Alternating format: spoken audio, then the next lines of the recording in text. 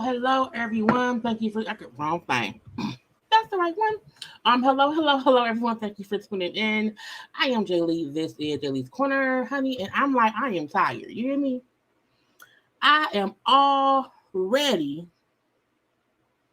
tired. Okay. I just, look, y'all, in the words of Marlo, we don't like you that much, Hampton. This day has drained me. Okay. Escape, SWV, Latocha Scott, and all the foolishness and shenanigans. They drain me, you know? I'm up there eating a French fry because I didn't have time to eat no food because Tasha ass put up a video on her YouTube channel that no one knew about. Okay, don't nobody know about Tasha's YouTube channel. She put up a whole response to video, even though she's been on a whole tour for the show, her album, and she ain't said not another word about her issues or whatever. I don't know what it is. But then today she wants to put up a whole video in response. Y'all. Okay. In Kandi's words, I'm over it. You hear me? I am. I just don't know what to do. I don't know what to do. Look, I'm not biased. I want to say that for my glasses is dirty. I need a new face, a new glasses. I'm not biased. I'm not. I just don't believe Tasha. I don't. But as we said before, everyone, has the right to respond and speak their piece over what they say is going on. Okay? I'm eating my fries. I got 1, 2, 3, 4, 5 fries left. Okay? Y'all gonna bear with me. I really ever eat on camera. I think it's rude. However, I need nourishment. Okay? Little baked French fry. Okay? Meyer brand. I'm been sick and tired. Okay. I had my whole live planned out. I had pulled up all the stuff we needed. I got Tasha. You know, I did look. I did my due diligence. You hear me? Because we know Tasha had it. Y'all look. Y'all know when sometimes I start differently, it means I'm on one. Okay. If you're not here at the beginning and you used to wait 10, 15 minutes, I started at 5 minutes. Okay. Tasha was talking about how she interviewed Unique. Okay.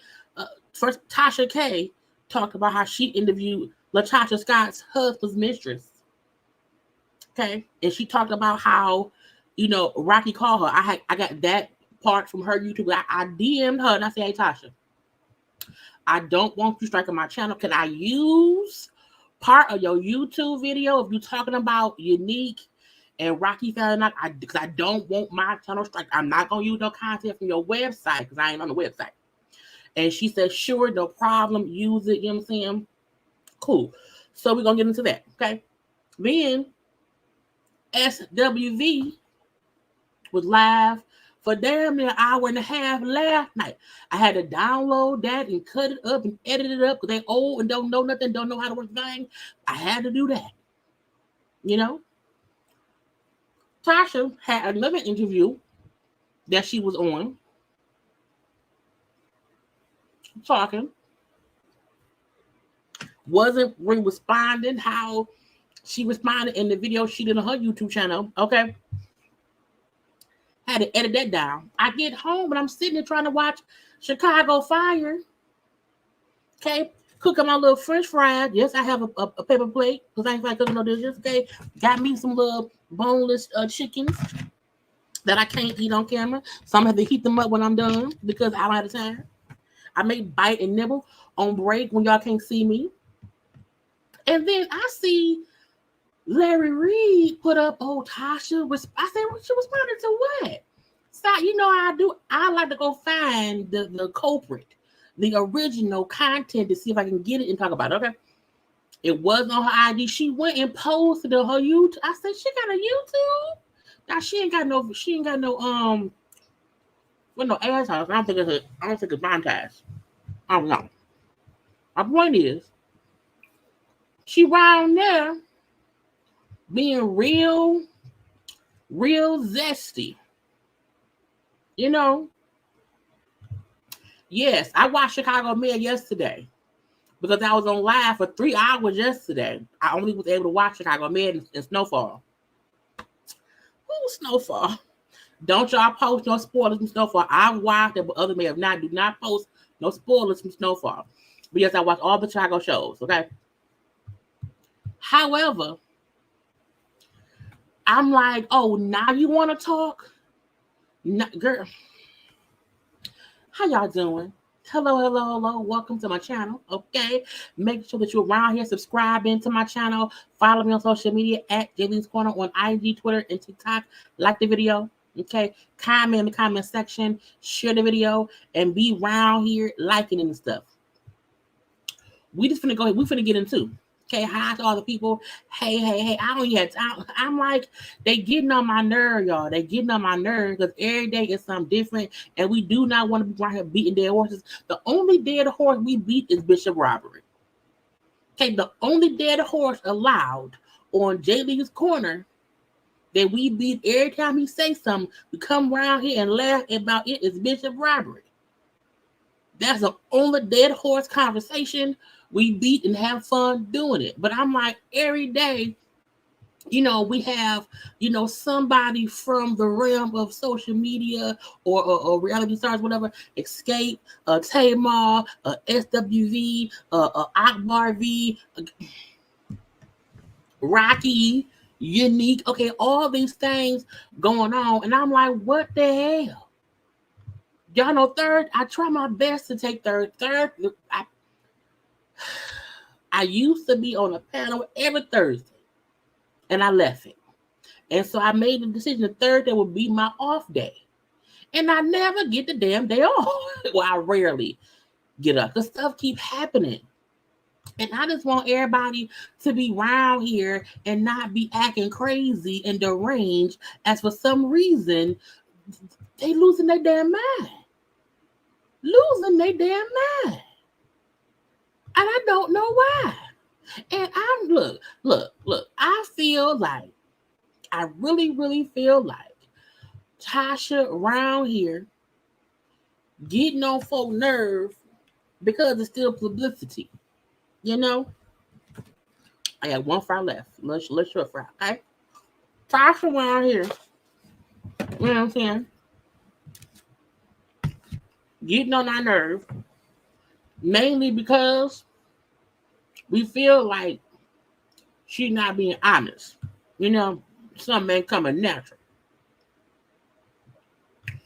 If I'm eating and watching, you know, I definitely enjoy the fry. Thank y'all. Because I have not been eating for the look. I have not been eating much. And yesterday when I got my live, I felt like dizzy and tired. I'm like, bitch, eat some food. So, you know what I'm saying? I'm like, girl, okay, you can eat some food today and eat some tomorrow. It's fine. But I'm like, I want to get a little bit of nourishment in my body. I drink a whole bunch of water. Okay. But that's the point. That's what I'm doing. Okay. Say taking off. I like potatoes too. I do. But I try not to eat them too often because again, lose the body. But you know what I'm saying is what it is. You know, the due diligence. Okay, I want to. When somebody commented yesterday and said, "Dang, you know, you have content and information that I don't see anywhere else," because some and I'm not dissing anyone else. I'm speaking solely for myself.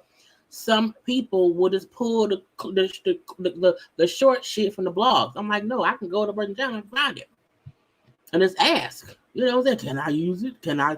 You know what I'm saying? Yeah, I like to put a whole picture together. I want it to be a cohesive situation.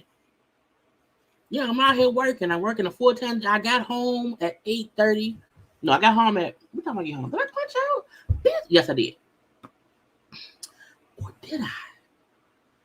Did I punch out before I left work? I know I signed in to punch out, but did I hit the button? I got home at a time. I don't know what time it was. I got home. I did. Okay. I got home at 8:30. And was trying to just, take a little moment to myself. And, I can't do that because I'm like, I got to bring them what's really going on around here so we can have a conversation. And here come Tasha as posting because she wants to reply. Now, y'all know how we do, something to say for last, but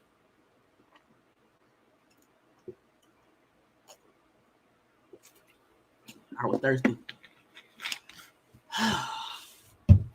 We gonna get into the shit today. Okay. I had to then cut down Tasha's post from her YouTube because she in Tasha's video, she did, I can't do speak on it. Tasha made a video where she's inserting clips of the show and clips of other things, and I'm like, I can't play none of that on my channel. I could, but I don't want to. So I had to then cut that part out just to take out the parts of her inserting Kandi in singing badly, inserting, Tamika saying how she, was not honest about Kandi fucking Jermaine's daddy. So please believe Tasha posted a real shady ass video. But I mean, others have done that too. Okay, hey, how y'all doing? Norris, I have been waiting for you to be on here. I went to my P.O. box. Thank you so much for my star. Okay, Norris sent me a birthday gift, and I don't check my P.O. box that often. And when I go, I be stuff there. So thank you so much. Okay, thank you for my birthday star. Thank you for my birthday star. Thank you for my birthday star. Or was it for my? It was thinking my birthday. Okay, but thank you for sending that to my P.O. box. I went and got it. Was it this weekend? Yeah, I went and got it this weekend, and I've been sitting right here since then. I'm like, 'cause I want to say thank you when I saw your name in here. So thank you. I got it. You know what I'm saying? Thank you very much. you know. But how y'all doing? How y'all doing? How y'all doing? Okay. Now, let's get into the shit. Okay. She probably did it on purpose. So she won't be. And I was like, no, I'll just cut out that stuff.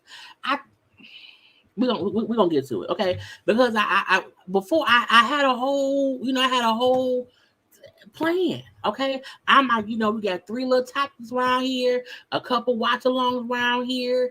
Now we probably, because I had like an 18-minute Bishop robbery video from yesterday that we did not watch, and I was gonna add in, but now because I don't know, because I do not want to be here 3 hours, we're not gonna do that. So let's get into, y'all know to do what? Subscribe to the channel, like the video, okay? Follow me on social media and all that stuff. Now, a couple things first, and then we're gonna get into the shit. Because I had little quickies. Quickie number 1, okay? They say Beyoncé and Adidas have reportedly parted ways following reports of Ivy Park underperforming. I feel like Ivy Park was never a consistent brand.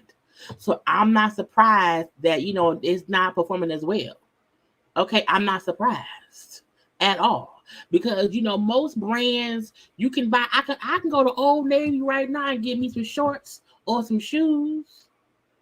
Okay, if you have a brand, but it only comes in drops, then it's expensive. Then it's like it's a certain kind of style or whatever. I'm not surprised. It's been around for some time. I don't know how long or whatever, but I ain't surprised. Beyonce is a multi-millionaire, probably billionaire. She'll be fine. She'll be good. Now, I don't know who worked on Ivy Park if they lose their job, but I feel like everybody is going to be fine. All that's going to happen is people who bought it can't buy it no more. Okay? Confetti. Blac Chyna, who said that she also wants to go by Angela White, which is her real name. Blac Chyna's real name, her birth name is Angela White. I say congratulations, confetti, okay, to someone who now realizes I should not be a character of myself. Is that how you pronounce that word? Y'all know what I mean. She also said how she did not make 200 or 20 million. At one point, they said she made 240 million on OnlyFans. I said, no, she didn't. She did not, okay? But she said, they then said it was 20 million. She did not. She said she made $2 million in 2 years doing OnlyFans to be able to support her and her children, okay? Now, y'all know right now she done went and got her boobs removed. She got the stuff took out her butt. She got the fillers in her face dissolved, dissolving. She wants to be known as her regular self. I say congratulations, confetti, because she growing up. Okay, that's fine. That's good. I want to congratulate her for doing that. Now let's hope she's still. Now mama a little bit cuckoo. Mama cuckoo for real. So we're gonna hope that whatever is rubbing off on Angela White, formerly known as Blac Chyna, that rubs off on Tokyo Toni, and Tokyo Toni will get her shit together, okay? Who the hell told CeeLo Green to go into the party riding a horse? I don't know if people don't realize horses are not toys. They're animals. They can't really walk on aluminum or, the regular floors because of their horseshoe feet. Okay, horses are not humans at all. This fool, CeeLo Green, rode his ass into, first of all, Shorty Low. Y'all remember Shorty Low? Was he the A9 rapper? He was a rapper. Now, first of all, they was having a birthday party for Shorty Low, who died in 2016. They're still giving him birthdays. That's fine. I don't mind it. I don't mind it. That's what it is. It's fine. But I read up and I'm like, oh, so it said he died in 2016 at 40 years old from a car accident. But the part I said was, I was like, he had 11 children from 10 women at 40. And then the car accident he was in where he died, the 2 female passengers survived with 9 life-threatening. I say, ain't that about a bitch? That just shocked me. Okay, but CeeLo around here riding horses in the place, and the horse knocked his ass off. You wanna know why? Because the horse said, "Stop playing with me, bro. Get off me. Why y'all gotta be in here on this damn floor with these slippery ass horseshoes in my feet? Get off me." And as a plump woman myself, I feel like me as a plump big woman, I'm not riding a horse. I'm not gonna put my weight on his back, literally. Okay, so you probably also said, "Get his ass off me," and I can say that. You got me round here heavy lifting on a slippery floor. Y'all know the lawn those white plastic lawn chairs that are the Death Trap or plus size people. You should never sit in those plus size, in those white plastic lawn chairs because it can't hold the weight of anybody that weigh more than 100 pounds.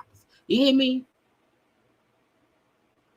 And so to me, CeeLo up here riding this horse is the equivalent of a fat person in one of those plastic white lawn chairs on the kitchen floor. Okay? And shit but slippery slopes and falling in your future. CeeLo, get your ass down. And why the fuck would you ride a horse into why? It's a birthday party. Why did you ride the horse to the place? Unless you rode that horse from your house to the place, why not leave your horse outside? Why would you ride it inside the place? Had the Wranglers there. I'm like, the Wranglers. Y'all know I watched Yellowstone, or I watched all 5 seasons. Can't wait for the part 2 of season 5 to come out. I think it's this summer. Y'all, my hair in the hair is just, out. I feel like my hat not tight enough. I can still talk. But I feel like the Wranglers who was with them, the Wranglers had to know the horse shoes, the horse feet cannot be round here, okay, on that floor, on the dance floor. Okay, horseshoes are not meant for the dance floor. Why the fuck didn't the Wranglers know, hey, you can only ride the horse to the front door. The horse can't be on the dance floor. Why? He gonna buck your ass off. And the horse bucked him off. Buck. You hear me? Buck. Oh, thank you, Juanita. I finally caught a live early. Yes, hey, welcome. I was on a whole different screen. Y'all see I'm on one. Okay, I'm on one because I'm pissed off because we got to get into these lives. Okay, we got to get into these lives, but I'm trying to get through my little quickies real fast. So CeeLo, get your dumb ass off the horse. Don't you no if anybody else in life wants to ride a horse somewhere, do not ride it inside a building with slippery floors. People getting sued. Okay, Soulja Boy, Neo, Akon, and Lil Yachty. I don't know none of Lil Yachty's songs. And some other folk too, but they're on the list of celebrities who have to pay, I think, either 40,000. Is it 40,000 or 400? I can't remember. Let me pull up the Dragon brand. But I don't know shit about crypto. I don't know how to buy it or how to sell it. What I do know is there are rules to how you can buy and sell crypto. That part I do know. I'm fully aware. You have to know what you're doing. You cannot be falsifying this. You cannot be influencing folks or whatever. You can't use other folks to influence them to buy stuff that may not be lucrative as you may say it is. Okay. And these people right here, Soulja Boy, Neo, Akon, and Lil Yachty, were being, looked at and brought up on you owe us some money charges by the SEC.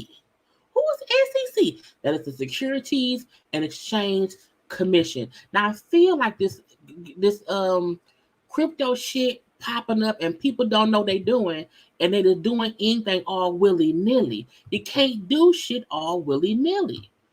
Okay, now long story short.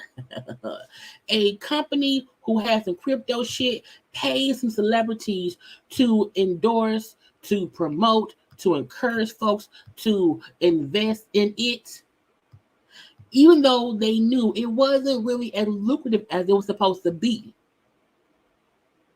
And that the people said the SEC, I always say, stop fucking with people who was a part of the alphabet gang. The SEC, the FBI, the IRS, anything that has 3 alphabets, leave it be. Leave it the fuck be. Don't be dumb. Now, also, Lindsay Lohan, Jake Paul, Austin Mahone, and Kendra Lust were also accused of this crypto scam. Okay, persuading people to invest in it, not knowing the shit that really ain't what it's supposed to be, and all the people had to pay $400,000 each. Stop playing with people. That's also why I'm like, you should not endorse, because the celebrities were getting paid.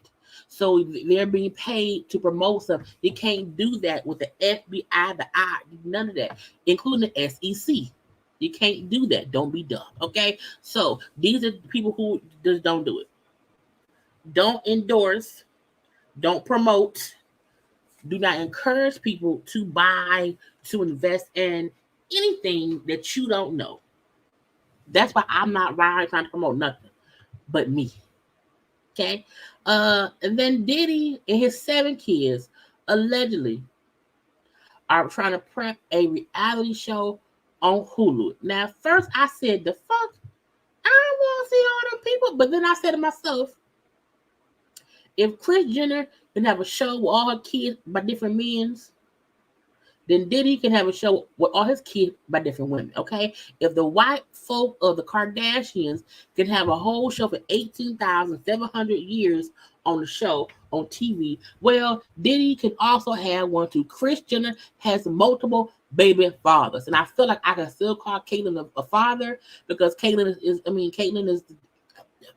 I don't know what else. Caitlyn at the end of my one, you know what I'm saying? So, yeah, Kris Jenner had a show with her multiple baby kids. Okay, her kids, had dated multiple men. So if Diddy and his 7 children can come around here and get a deal, then get a deal. Diddy has Revolt, which I think is a TV channel, but don't nobody watch Revolt. I don't know where to find Revolt. I don't know if Revolt is a TV show, an app, a radio station, a YouTube series. I don't know. Diddy always round here. I'm like, he up here promoting everything except his own goddamn brand. And that's why I'm like, why? But if he do it, I may check it out. I don't know. Okay, now that was all the quickies. Now, initially, my live was gonna be about the one interview that Tasha did earlier. I think it may have been yesterday that she did, okay? With her talking about her and the sister. I have to now add in the one she put it up today. Why? Because Tasha seems to like getting on people's nerves. That's what I think. That's what I feel. And I'm like, girl, get out my face. Get out my face, okay? So, this escape drama, I feel like it may never end. It's a song that never ends. And it goes on and on, my friend. Now, I don't know how much of a friend Tasha is to us at all. Okay? Now, I want to show y'all, because she has an actual channel. I'm assuming she don't never use the damn thing, because I'm like, she got a channel? Do she? Okay. But you see, she had a whole video. Latasha speaks, Queens of R&B, SWV, Escape. Again, it's 11 minutes long. Of course, mine's gonna be shorter because I cut the shit down. But we're gonna have a conversation. Okay, so I hope y'all ready. Have y'all already liked the video? Because it's 312. It's 312 people in here. Let me refresh my screen thing and see how many likes I got. Because y'all can't be around here, just coming around here for nothing. and getting all my love, and I'm giving y'all all that I got, and y'all can't give me no like. I'm just saying, you should like the video. Yes. It's 1:13. I need y'all to do what now? What y'all think I'm finna do? What button y'all think I'm finna push?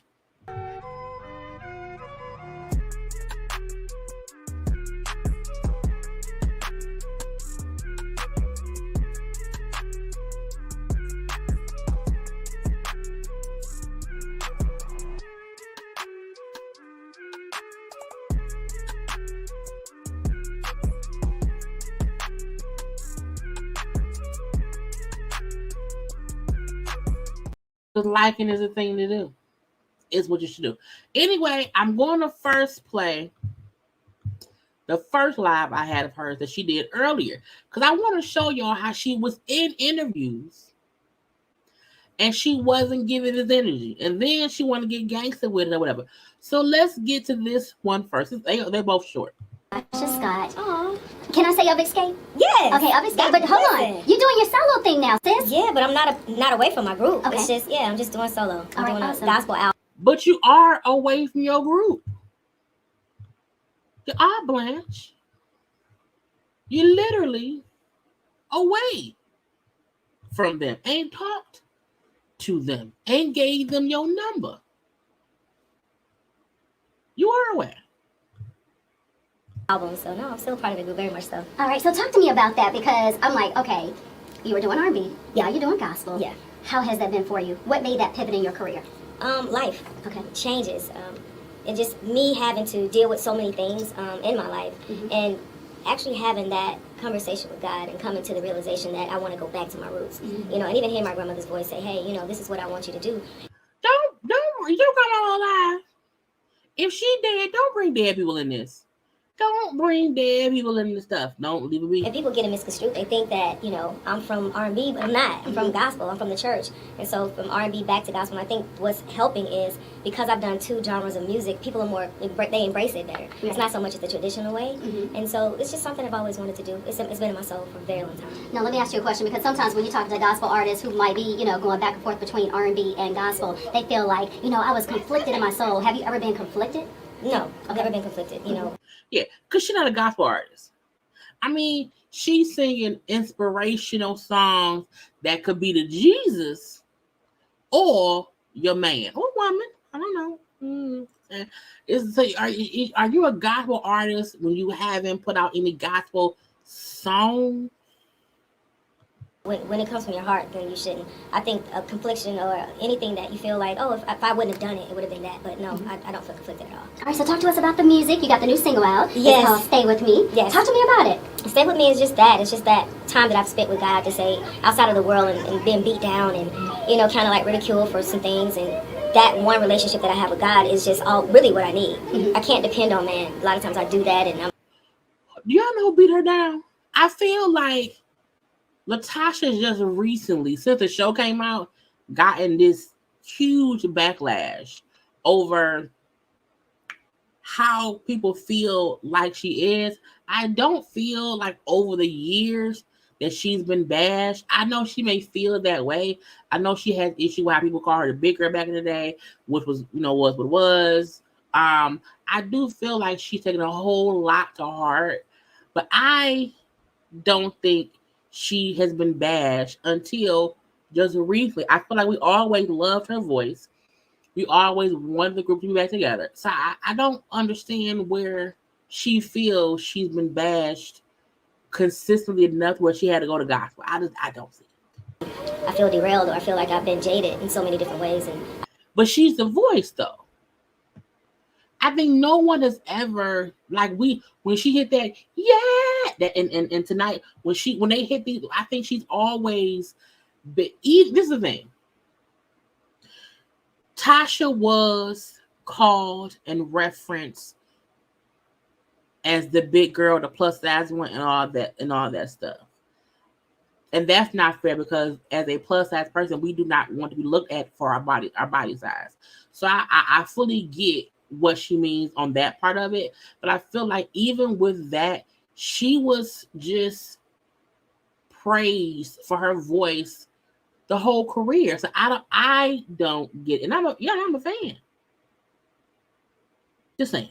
I found out even in the industry, you go through this and it's like, wait, this is not what I signed up for. Mm-hmm. You get the ups and the downs with it, whether this telling you can't write a song or you don't look the part. And so I've had to maneuver with that. And so I had to stand on my faith as well. Mm-hmm. And you got a lot of different businesses. I was, reading through some of the things that you're doing. Girl, look. When I heard this interview this morning and they brought up, oh, she got all these businesses, I said, where? I know she has a cookbook, but she gonna talk about her businesses. Okay, listen up. Tell everybody else some of the things that you're also doing. Well, I have a Made Girl. Made Girl Music is my label. Mm-hmm. And I actually... Y'all heard, she said, Made Girl Music is my label. Have y'all ever heard of her having a label? I have not. So I said, oh, she's a label. Okay. I said, let me do my due diligence. And so I went to her IG page. I went to her link tree, and I'm looking for the Made Girl Music or the websites for her stuff. Now she does have her website of IamLatasha.com that has her little video. Okay, of the Stay With Me song. It has, to stream the thing, to pre-order the thing. Okay, you see a whole website. We see what's in the news. Okay, a new album. Okay, Latasha 10, the I Want Dance with somebody premiere, and then the post about the 2022 Soul Train Awards. So you have a website. That's all that's in the news. You went to the premiere. I'm not knocking it. All I'm saying is, I thought you had businesses. I want to look. Now her cookbook around here, okay, a plant-based whatever. That's cool. Now we see the copyright at the bottom of the screen is of 2023. So that's some recent shit. Okay. This is I created this website real fast today, right here. Now I also was like, okay, at the bottom right here, it says Made Girl Music, and it's a link. I click it.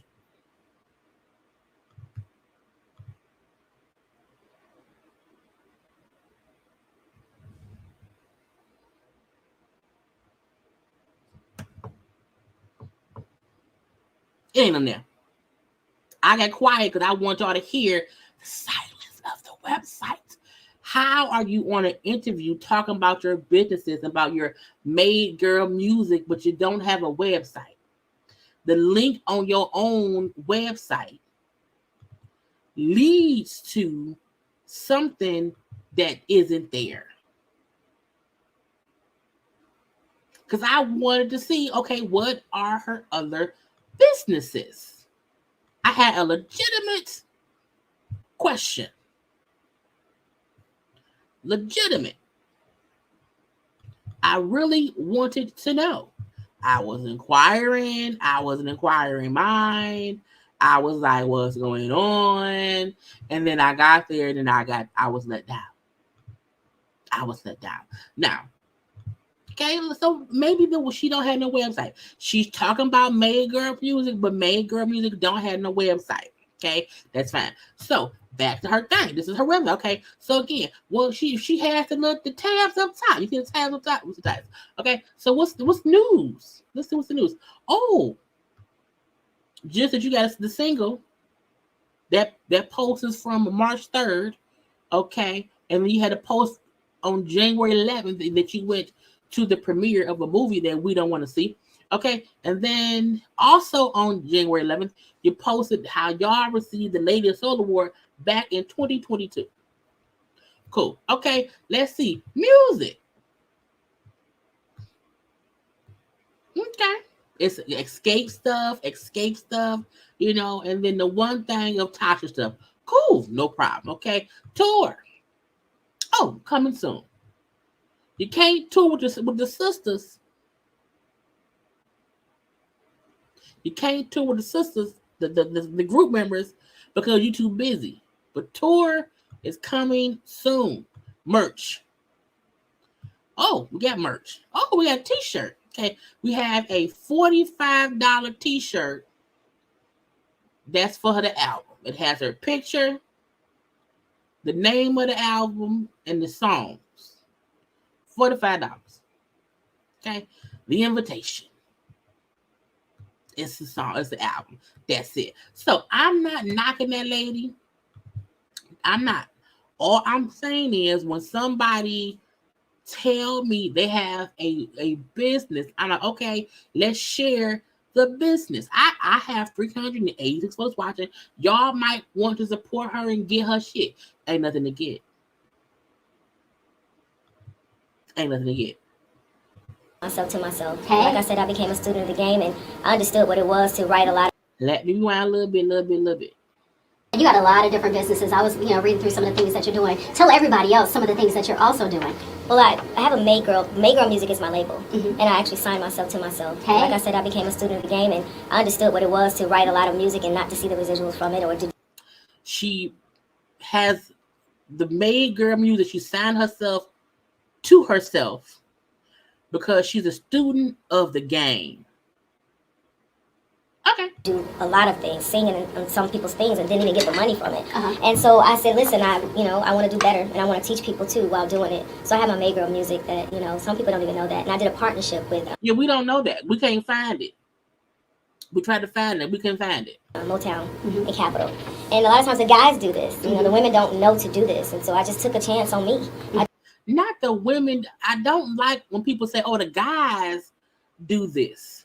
The women don't know to do this. You think that women don't know to sign stuff or create businesses, ma'am? Where's your website? I feel like Latasha Scott of Escape, a great voice, should have a website. Should have had a website. Her name can ring bells in certain places or whatever. And I'm like, the fact that you didn't start no website until 2023, when you signed yourself to yourself, but don't have no website for yourself, so we can't go nowhere to find your stuff. You should not be saying women don't know how to do this. Ma'am, neither do you. If you actually made a label, that's amazing. That's amazing. Make it accessible so folks can find you. If you have a business, where is it? Where? Like for me, I'm like, I don't need a website. One, because I'm not selling shit like that. And I have not gotten to a point to where my name can ring bells like that. I'm building my brand. I would not be around here doing interviews with folks or whatever, like she's been doing, and not had no real website. Just saying. Just invested in me and believed in me, and that's one thing. I have my Made Girl Foundation where I give back to young women who want to do the arts, are not able to. Some people are not going to go to college and be doctors and lawyers, right? But that comes with, hey, here's a platform for you guys to understand what that is. I even want. Where's your platform, ma'am? We can't find it. Again, I literally went to find it. Like, okay, I can show you, like we did with Sheree. You take folk to the places to be and say, see here, this is what a website is. Like I can say, I was on something and stuff was going wrong. And I said, hey, come to JayLeesCorner on YouTube. My videos don't end. I can still guide people to my channel, to my Twitter, to my IG, to see my content as a YouTube creator. I wouldn't dare tell folks, hey, come over to my channel, and they get here and ain't shit here. She's naming a business that can't nobody find. Even the link on her own website don't lead nowhere. And when you Google Made Girl Music, all kind of stuff come up, meaning she picked a name or something that isn't even unique to just her. Why? Because she don't know how to brand. How can you brand something and when you Google it, nothing about you comes up? Made Girl music. Because she said that's what it is. Not me. Tasha said that. You hear me? And I just want, because again, when people try to play in my face, I don't like people playing in my face. Okay? Y'all know when I'm on here, I'm always giving advice on credit cards, on life, on YouTube, on this and on that. I try to share the little bit of shit I know. And when I Google made girl music, other videos from YouTube come up, shit on Wikipedia come up, country fan cat, everything, nothing comes up with Tasha. Nothing. So again, my only point in this is saying you can't be around here talking about how you around here doing things, you trying to make stuff easier for anybody else and to help women learn this and learn that. You have not learned how to brand yourself yet. Having the I Am Latasha website is great, but it ain't much on there. And we can't find made girl music, which is supposed to be your brand. Just saying. Do like cooking classes for women that want to cook, and that's because you have a cookbook. I do have a cookbook, yeah, and it's a plant-based cookbook because I've had to learn how to eat. You know, I was always known as the fluffy girl from Escape, and but hold on, you might say fluffy girl, but you were very beautiful, and you could sing your ass off if I can say it. Well, thank you. But I didn't feel. I wasn't comfortable in my skin back then. It was always me getting put to the back, so I never felt like a beautiful girl. And that's sad. It's really sad that back in the 90s, people did treat her different. Not people. She, as she said in her own words, she was not comfortable in her own skin. She did not like being referenced as the big girl, and I think that has played a role in how she acts now.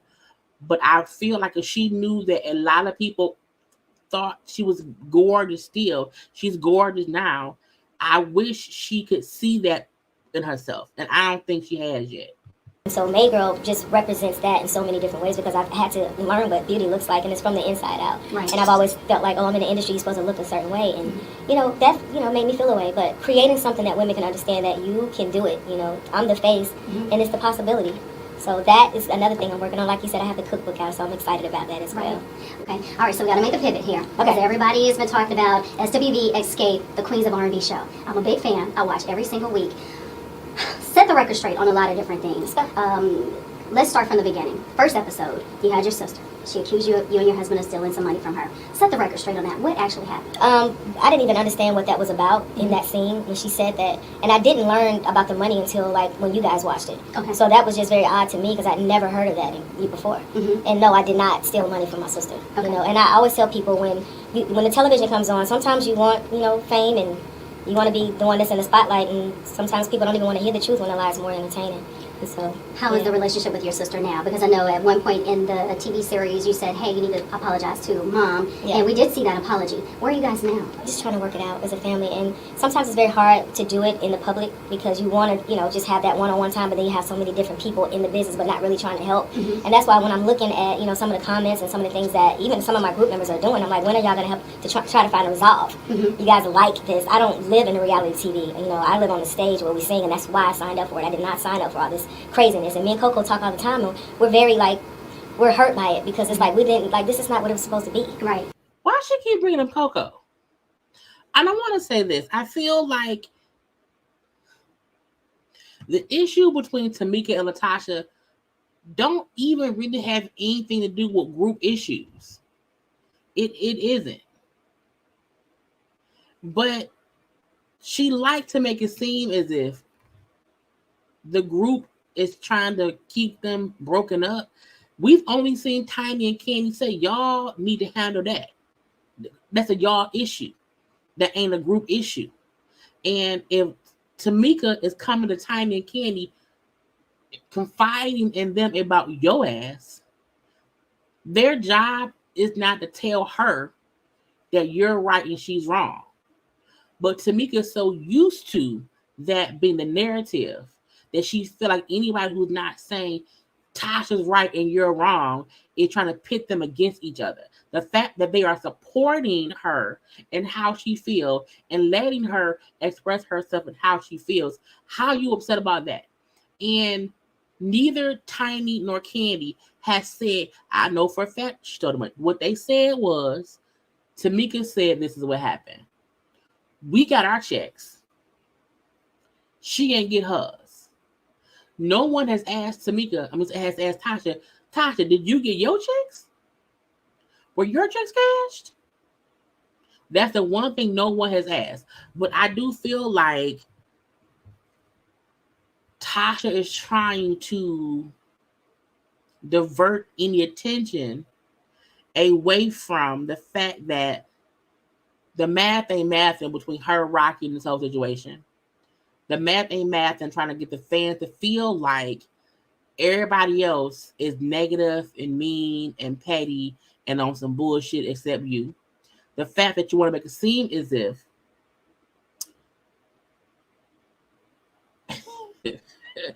Tasha has an issue with Kandi. I'm just going to say it. Tasha has an issue with Kandi in any way that she can make it seem like Kandi and Tiny is for the messiness of social media, the messiness of the show, and she want to sing. If you want to sing and not do reality TV, then why did you do a reality TV show?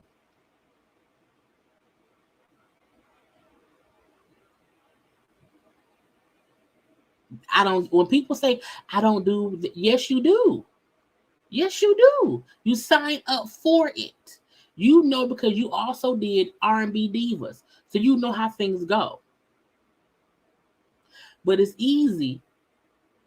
It's easy to make it seem like it's everybody but you. I fully agree, beautifully blessed, in my opinion and observation. Coco and Tasha have the same horrible attitude and character traits. I agree, because we're going to watch SWV live next. I told y'all we're here for a long time. We're going to get into it. Okay? And I just don't like... Tasha has the right to speak her truth. I get that. But what she's saying never matches up with her actions. Never. She literally plays as if it can never be me. I always say that the issue I have with Tasha is she never admits that she's ever done anything wrong. It's never her. It's never her. This can't be about Tamika just standing up for herself. No, my group mates is around here trying to help keep us separate. I'm not trying to, beat down on her as a Black woman, because I know I don't want to do that. And I don't feel like I'm being biased. I really feel like I don't get authentic vibes from her. And for that reason, I don't believe her. Even though I feel like she has a right to speak, her side of things. I don't believe her. And speaking of social media, Kandi has been very vocal on social media. What is at the root of you guys' relationship? Like, what is that? I don't know, but I don't spend my time talking about her. I mean, now y'all heard the lady just asked her, "What's the issue with you and Kandi?" Let me whine a little bit, and her response was, "I don't know. I don't have an issue. I don't spend my time talking about Kandi." That's a damn lie. And we also have to remind people, Kandi not talking about Tasha just willy-nilly. Kandi literally has been doing Speak On It, her YouTube show, for a while. She does it with Atlanta Housewives. She did it with Kandi and the Gang. Kandi has always done the Speak On It to give her side of whatever happened on the show, to discuss whatever happened on the show. Kandi literally talking about Tasha because of the show. So it's weird to me. I don't spend my time talking about Kandi. Yes, you do. Yes, you do. You do. There was a... We're hurt by it because it's like we didn't... Like, this is not what it was supposed to be. Right. And speaking of social media, Kandi has been very vocal on social media. What is at the root of you guys' relationship? Like, what is that? I don't know, but I don't spend my time talking about her. I mean, I've always, you know, congratulated her on all her efforts. And that's another thing, because some of the things that you guys don't get a chance to see, I'm actually addressing those things. I'm actually saying, hey, I want to be your sister. I've extended the olive branch. I've come to all of your things, anything that you've ever done, but you have not reciprocated the love. But every time I'm on any type of radio station, it's always her coming at me. So I guess the question would be to her. I don't hate her. I love her. She's just like a little sister, sometimes annoying. But she's still a sister. But that's always how sisters get along. We can be annoying. We're going to fight. You know, we're not going to always agree. But you know, at the end of the day, I love you. You love me. And we're going to keep it moving. Yeah, and I think people keep it going. I think people like drama. Okay. You know, they really do. I don't say no. They like drama. And I'm not that. She's not drama. She's not with the drama. She's not with any of that. It's Kandi. Kandi's always around here discussing her. I don't think Kandi has brought up Tamika since the last time they had a show. When Kandi, because y'all know I watch Kandi. When Kandi does stuff on, she's not talking about Tasha, but y'all on the show together. But again, some folks you feel may listen to her bullshit. Not me. I'm a very positive person, and I don't think it did paint the light that I would like to have shown. Yeah, because I was upset because, you know, the first thing my sister, she called me a thief. She called me a thief. So yeah, no, I'm not that at all. Has that brought any, I guess, put any obstacles in your relationship with you and your husband because she is accusing you guys of that? No, because we know the truth. Okay. You know, when you know the truth, you don't have to stand with a squad or anything. The truth's gonna stand. So no, it's me and him. We're solid. Because we both know what we both know. Why would we fight? If we both know what we both know, why would we fight? Her and Rocky don't have a reason to fight. Because as she said, they both know the truth. So ain't no beefing between them. And it's another weird thing because initially my husband was the one that went for the duet album for my sister and I, the gospel album. We're supposed to be doing this together. Okay. And she didn't tell anybody that part. You know, I guess it was, maybe that's probably why she's upset too, because when things start to go and take a turn, I'm like, no, we're unevenly yoked at this point. When I'm talking about gospel music and inspiring people, I don't want the banter. That's not what it's for. So I said, I'm going to walk in this by myself now. And so that may be another reason that she's upset. And I've heard that she was very upset about it. But no, he was very instrumental in getting us the deal. So now she's saying she didn't want a solo deal. She wasn't. Now y'all heard her say how in the beginning she was saying, "I wanted to go solo. I wanted to be free. I wanted to do this. Me." And now she's saying, "Well, actually, it was supposed to be a duo. Me and my sister singing to God. That's what it was supposed to be." And then because I felt like she was doing other stuff, I'm gonna do it on my own. On my own. And that Rocky was the one working on our behalf. This is the part I say she on bullshit because she gets confused as if people feel like she don't have a right to do a solo project or even duo thing with her Tamika. No one is saying that she should not do what she wants to do. The people's only issue is not telling anybody. Now, we have only seen the first 3 episodes. We have not seen the other 3. We don't know if within the show, Tamika says she knew about the solo whatever. We don't know.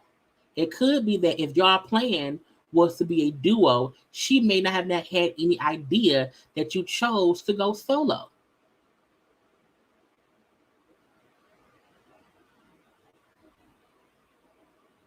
And no one has an issue with Rocky, who is your manager, shopping you around to do something. He's supposed to do that. No one has an issue with that. The issue people had with this is y'all were doing a TV show about y'all group, and your ass did solo shit. That's good. All right, so we saw on the TV show, you had a meeting with Motown. Yes. You guys are signed. Yes. All right, so talk to us about this new path that you're on. It's a beautiful thing. You know, I'm able to actually sing from my heart and go to a place where, you know, everybody may not be in the space that I'm in. You know, and I've had conversations, even coming out of the scenes in tears and saying, Lord, why am I, you know, I'm afraid to trust people again because of all of the back and forth and people pointing at the fingers. And I've taken to it with my pen and my pad, and I've been able to go in and just fight from those experiences. So I like to call this like a life album. Even with Stay With Me, that's just my relationship. It's almost like when they see the video, it's like a marriage. It's like my vows to God saying, just as long as you stay. Right. I'm going to be okay. And that's for anybody else that feels lonely. You know, God would never leave you on an island by yourself. He's always going to be there when the whole world is against you. And I just want people to normalize that, to talk. You don't have to wait till Sunday to have that relationship. But isn't that lonely? No. To be by yourself? No, to be able to write and then to heal from it and then to share the story with someone else to heal.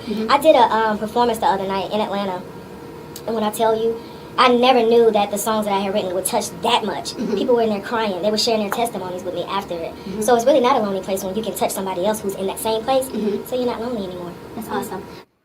She say she not lonely no more. Now y'all seen her say, I'm not messy, I don't have time, I don't discuss Kandi, I leave Kandi be, and blah, blah, blah, blah, blah. Well, let's look at what she posted on her thing. Now again, I told her earlier, she had put in clips of the shows and stuff to be funny. I had to cut that part out. So I had to leave in only what she was saying, and y'all know the voice is different. Do this, but since everybody want to speak on it, and I ain't spoke on it, let's speak on it. And she had put in Kandi saying, speak on it. She added stuff from Kandi to speak on the show. And I had time to address this foolishness, but today, I got time. Last year, the top of 2022, my husband initiated the conversation with the label for me and my sister, that's right, to do a gospel album, a gospel duet album, the two of us, the Scott sisters. But they ain't tell you that though, huh? So she posted this little clip of an email. Okay. She's highlighted some things when it says, I hope you had a great Super Bowl weekend.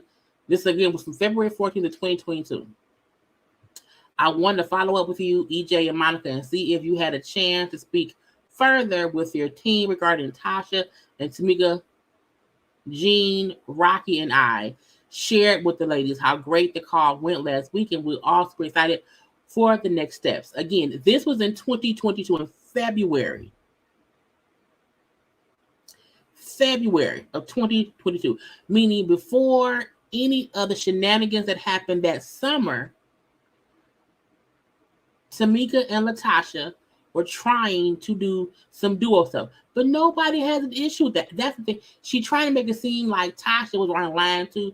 Nobody cared about them trying to do other stuff. Kandi and Tamika doing other stuff. I'm sorry, Kandi and Tiny doing other stuff too. But you now trying to make it seem as if not only was I doing other shit, so was my sister. We don't care at all. And Rocky's supposed to get y'all stuff. He's your manager. In all transparency, I really didn't want to do the show. I'm being honest. You know, but I talked to my sister and she was like, you know, we can get our cookbooks out, we can do the spices, we can do music outside of the group. And I believed her. And first of all, everyone has said they did not want to do the show. At least Escape has said that. We know Kandi has said the last time when they did that show together that she did not want to do another show with her group. She said that last time from that first show. Kandi and them also said before any of this stuff came about that they were hesitant because of all the shit that can go wrong. So for her to act like she was the only one who was like, I don't know, that's how everybody felt. Literally the last person to sign the contract to be on the show. And the reason I did it, because I wanted to do it with my sister. And what's so funny? Truth be told, I've always had my sister's back. Y'all don't remember? Actually, the first scene was not supposed to be at our mother's house. It was supposed to be at the church, where my sister and I were supposed to rehearse our very first gospel performance. Had it been at the church, it never would have been the cussing, the fussing, the lying, the disrespect. That never would have happened. You know what's crazy? The very first scene that I filmed was at my mother's house with my sister. Now you tell me, how you do a flashback scene when there was never a scene before that? Oh. So she's talking about in the scene. So every time y'all see it cut, it's because every time y'all see it jump, it's because she had put in a clip from something, to make it funny. So go into her thing and see the whole thing. She's saying how what we saw was the first scene of all of them meeting up was them meeting up with SWV, and then we seen after that her and them meeting up with the mama. She's saying the first scene they shot was them at the mama house and argument happened. But you never said any of that before now. Now, I also want to put out here that we know for a fact that on these shows, stuff does not really play out in order. But I also feel like we're not going to act like you and her were not already at odds before filming. The reason y'all went to mama house was to talk because y'all had not been talking.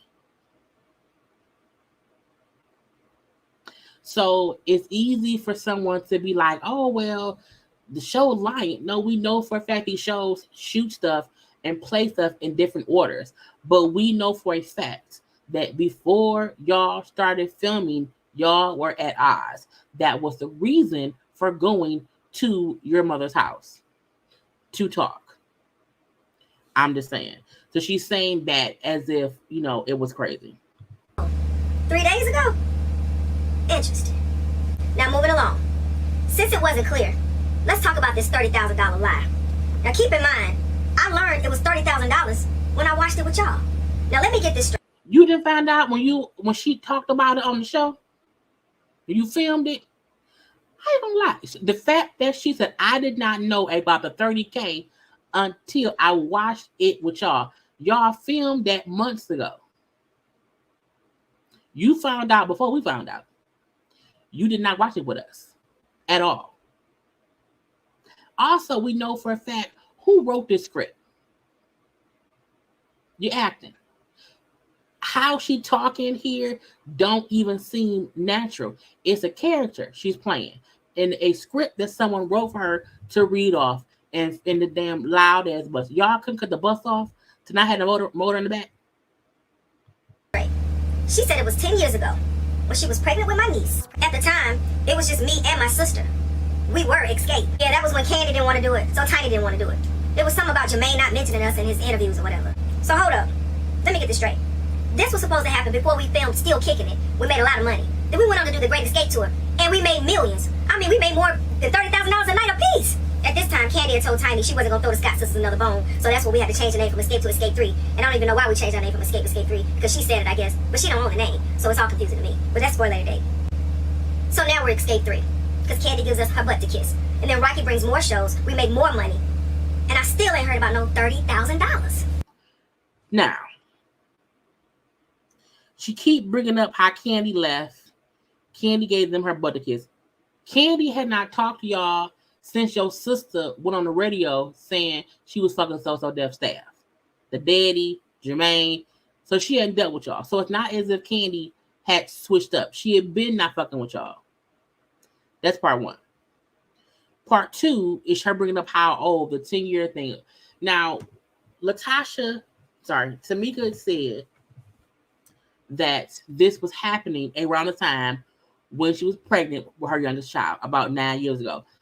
I don't know if Tamika meant that that's when the money was being stolen, or that's when she found out. Because while she was pregnant, what I think Tasha meant when she was saying the time when I was pregnant with my child,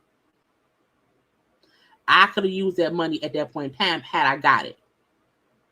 I don't think she meant she knew at that time. I think she meant that's the time that the money was being stolen. However, she's making a scene because the part she clipped in the baby shower and her and Tamika singing together while Tamika was pregnant. So I feel like Tamika meant, again, I needed that money at that time because I was pregnant at that time. My kid was in school at that time. I don't think she meant she found out, because at that point the money was stolen and had been stolen and had been spent. But she wants to, this. But this is her saying it's impossible to, me, to have done that. Not somebody screenshot it and make it a meme. You know what? I sure will. It's funny. But you at least say good sister, bad sister, because you got, it's weird. And again, I always say anybody who makes it seem like they never did anything wrong ever in life, nothing is ever their fault. They've never hurt anyone. They never said no shady shit. I don't trust nobody who plays perfect. I can't.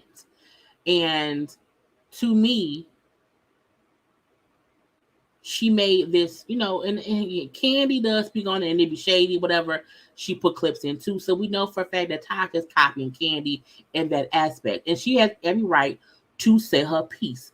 But it needs to make more sense versus you trying to poke holes and stuff. to make yourself look innocent of everything, not just of the 30 grand stealing, of everything. For the record, I did not steal $30,000 from my sister. Well, your sister said it was kind of rocky. Just saying. You can say that you did not steal $30K from your sister if you didn't do it. If somebody else did, I'm just saying. You know how she do. So now. So when she just said, you know how she do, she put in the clip of Escape on Watch What Happens Live, where Kandi and Tasha were discussing Tasha. Girl, fix it. No. She put in the clip when Escape was on Watch What Happens Live during them doing Just Kicking It, the TV show. And Kandi and Tamika were discussing when Tamika said that Kandi had fucked JD Daddy, and Tamika agreed that part wasn't true. So this is her saying, you see, you know my sister lie. You know she lied. You know how she do. If she lied on Kandi for me, let's not forget why she lied on Kandi for Tasha.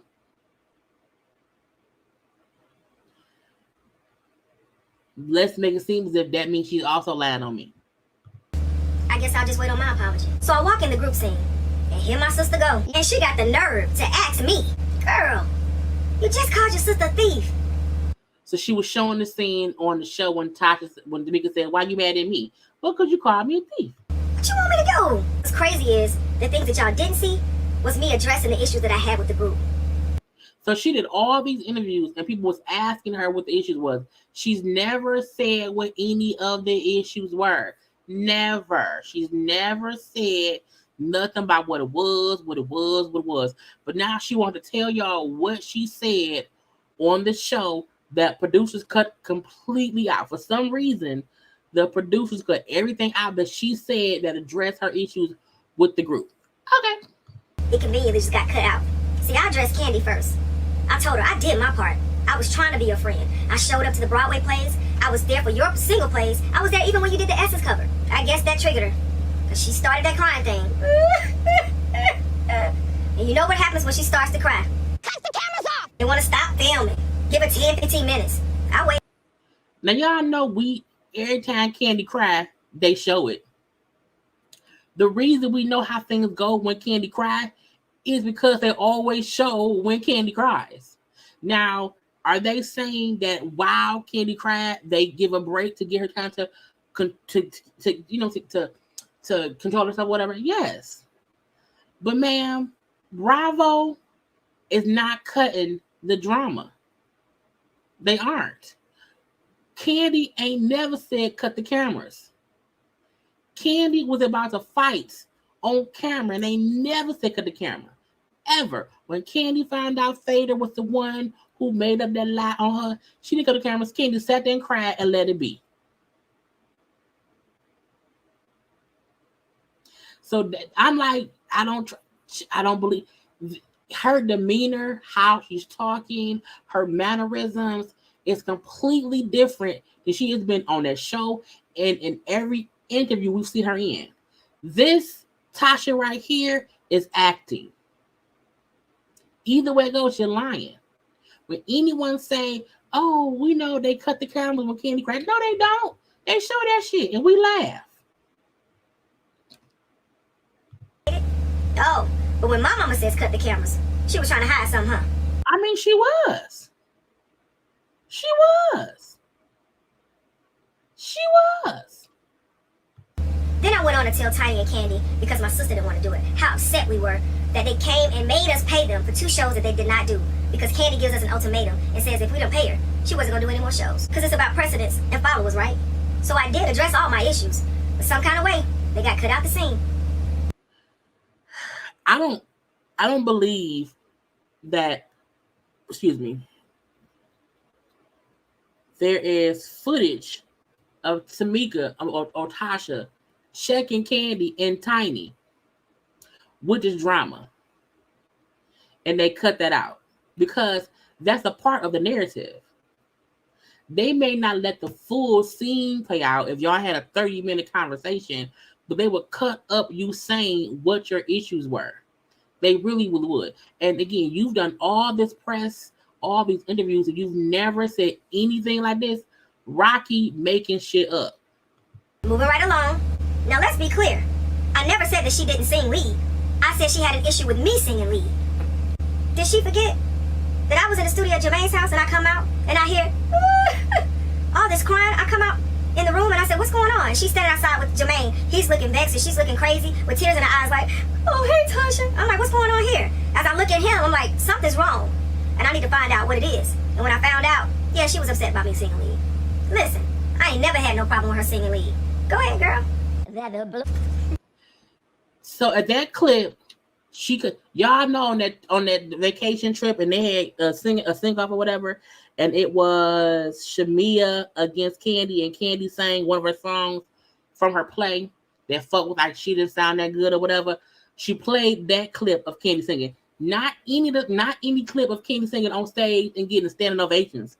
No. She purposely picked the one clip of Kandi singing a song from her play. And you see now she's gonna be, again, I ain't got no issue with Kandi. Then let's talk about old Rock on the Block. So why is Rocky in Escape's business when none of the other husbands are? Rocky's been in the Escape business since 1995 when he was asked by Kandi to manage the group, when originally he was managing me. Rocky was responsible for bringing in lawyers to reconstruct our deal in 1995. Now, I want y'all to remember her saying that Rocky was first managing her, and Kandi asked Rocky to manage the group back in 95. Again, this is back before anybody knew anything about Rocky, how he was and what he did. He was the one who brought the Great Escape tour, the only tour where we made millions. Then when we were Escape 3, Rocky went back out and fought real hard to bring more shows to us because wasn't nobody checking for Escape 3. Rocky also brought Tricky Stewart to the table to executive produce our EP. He even sent Kandi all of the music in hopes that she would have a change of heart. Then Rocky reached back out to see if she wanted to come back, even though we didn't want her to. So y'all was making more money than y'all ever made before without Kandi. Yet Rocky wanted y'all to bring Kandi back, but y'all didn't want Kandi back. That's what you want us to believe, that y'all are making more money without Kandi because Rocky was that great of a manager. Okay. Truth be told, we were making more money without her. Oh, y'all are making more money without Kandi, but y'all on a tour or doing a show now with Kandi? Okay. One time when Escape cut Rocky a check after all the shows that he brought, I guess they expected me to pay him, which wasn't fair. But I do respect Tiny because she did pay him something. Kudos to you, boo. So Rocky worked for free for 30 years. Y'all never paid Rocky from 95. Tiny is the only. Rocky worked for free forever. Not again. I want y'all to. I'm just saying. Right. She just said no one was checking for Escape 3, but they made the most money at Escape 3. Huh? The math ain't mathing. Did you not proofread? And y'all didn't do no edit? Girl. The one time that Rocky comes to my testimonials. Of course I know the song, Ike. I wrote it. Keep in mind, Rocky and I have been together for 28 years. Oh, now let her get into how he may be cheating, but I love him anyway. I mean, we've had highs and lows. Because he cheat. He's not perfect. I'm not. Because he cheat. Not perfect. We're still work in progress. Because that baby on the way. You know, so. But when I said my vows, I meant that. I ain't leaving him. So y'all pray for me. Like I said, this thing ain't been easy. Since day one, it's been attack on Tasha. I love y'all. Now, before y'all know I do my due diligence. Before I saw that she had did this, I was only looking at the first interview she did. And we know what? I'm going to wait. Because we have that right. Now, y'all know this was also in response to that mistress lady doing her interview. Okay? Y'all know that mistress lady was interviewed by Tasha K. What's today? Today's Wednesday? No, today's Thursday. Something maybe Tuesday night. It may have happened or whatever. I don't know. I don't remember. Tasha went on talking about how, you know, she interviewed Unique or whatever. We're going to get into that in 1 second. And how, you know, Rocky had called her the next day. But Rocky posted this on his IG. I did not know that fool had a page. Okay, I found it today because I saw it. I hope the music don't play. It doesn't. So he is this him carrying that lady around. Okay. And the caption say, one thing you can't shake up is this. Latasha's, you know, these people have no clue how much we laughed at this. And she commented and said, hilarious. Okay, and the song playing the Jay-Z Bonnie Clyde, you know, all I need is a lesson is me and my, that's Tupac. The point is, y'all know the Bonnie Clyde song that Beyonce and Jay-Z did, okay? They want us to feel like, you know, that they put it on their life. Nobody and nothing would ever come between us. Okay? I put this on my life. It's us forever. Okay? That's what they want us to believe. Okay? Now, this man, you know, don't post that much, I guess, because some of the stuff is whole. I did not know that man had a page. I believe Tasha, did she repost it? She did not. However, let's get into Tasha K. Okay. Now I told y'all I had this whole thing. Girl, look, I forgot to put this up. Okay. That was the graphic that I had. Now, Tasha K was on her live. No, I'm sorry, on her YouTube channel. Yes, now I sent her a DM. I said, hey Tasha, I want to use part of your YouTube live for where's Tasha guys? For you talking about you interviewing Unique and what Rocky did when he called you and that stuff. I said, I want to know, can I use it? Because I don't want to use it and you strike my channel. Let me know if it's okay for me to use it, you know, and you won't strike my channel. And she replied, it's fine, it's cool, you know what I'm saying? So I have her permission for us to have a watch along and a conversation about what she said. Again, I have to come to y'all, you know, with my due diligence. Now, Unique, who we know is the baby, well, I guess she's the baby mama. Because there's allegedly a child. Now, Tasha, I think, will be live tomorrow for her, you know, her Friday thing on YouTube, where she's going to discuss more in detail of things.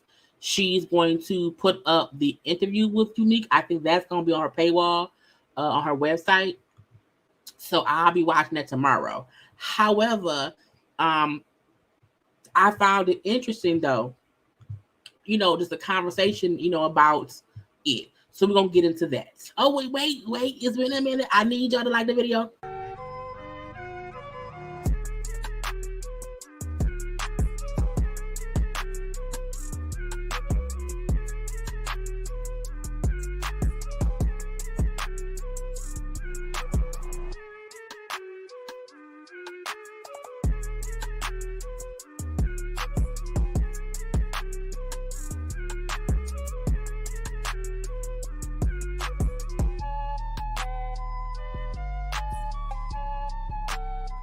Y'all don't like this thing, dude. Let's get into what Tasha said about that man threatening her or being very intimidating or trying to intimidate her. Y'all, it has been a long day. Put up this. Y'all know I fast forward through the voices and I add a bit of a filter. So the voices are always either sped up or slowed down. That ain't no shade to no one. I do that because I do that with all videos. Okay, so her voice is sped up. This picture. Okay, so let me tell you what I done stumbled across. So I'm in Atlanta. I was going to Atlanta to interview Monique and Derek.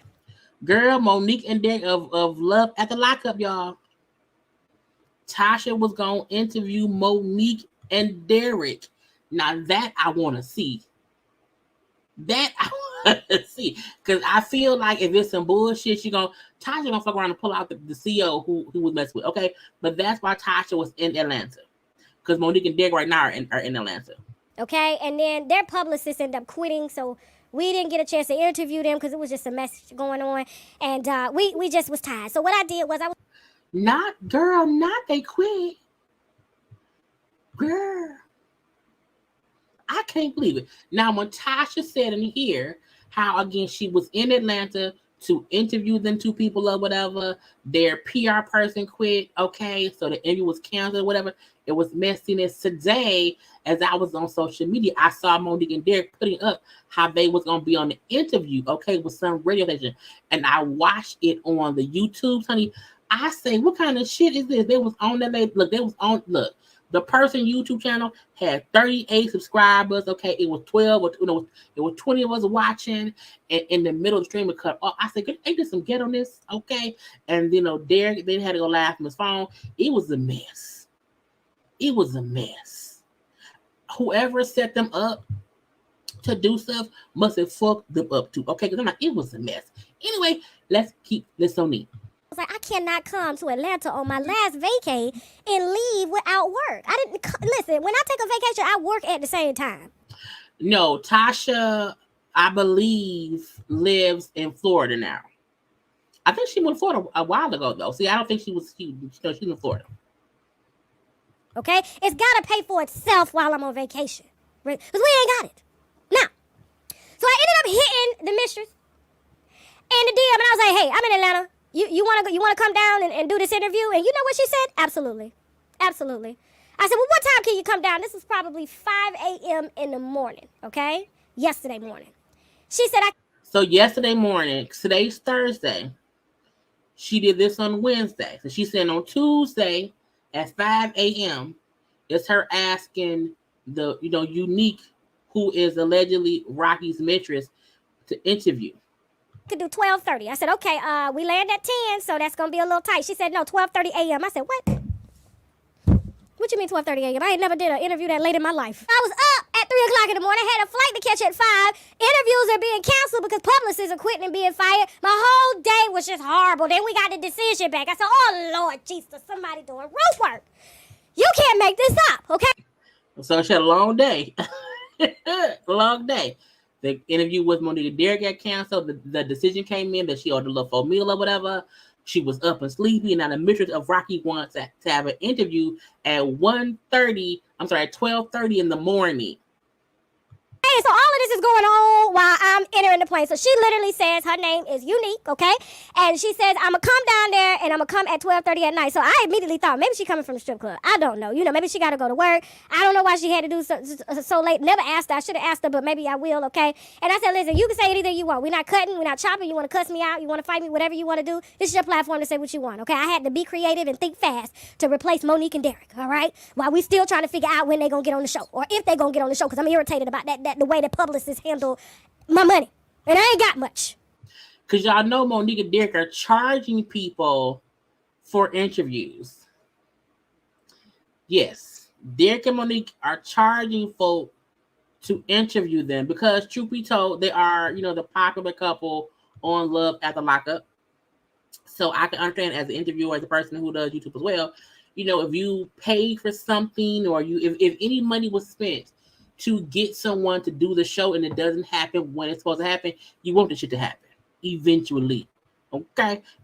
Now, so she ends up coming. We spend 3 hours with her, and she literally, I said, listen, if you got the receipts, I'm gonna apologize to you. I'm about to you, and I'm gonna apologize to you. And she said, okay. So she said, run it. We sat there for 2 hours, and when I tell you this is all I was doing on her phone, she gave me her phone. Look, open it up. Look. Scroll, open, look. When I tell you I was still scrolling. I was like, I said, you can't, this is not fake news. I'm sorry. Because y'all know what, if you have an iPhone, all the conversations are there. You know, if you scroll on a person's phone, if you scroll, I just scrolled, because my cleaning lady, I'm like, I think she's been cleaning for a year, and I just scrolled back and I seen all of our conversations from now until last year. I said, come on now, let it be. Okay. So her saying that, you know, with Unique giving her the phone, like, here, look for yourself, and to keep scrolling and seeing all the conversation, all the texts, pictures, and all this stuff was like, oh, she not lying. While she may not have posted the stuff on social media, how other mistresses do, they release all the shit. She didn't release it. She released some of the stuff, but she made sure Tasha knew to scroll and scroll and scroll and scroll. You know, and that's how she knew, oh, she not lying. I'm sorry for calling you a liar. Oh, the baby is real. You can't carry a baby. Shit. 3 babies. Pregnancy test. This man done took a photo.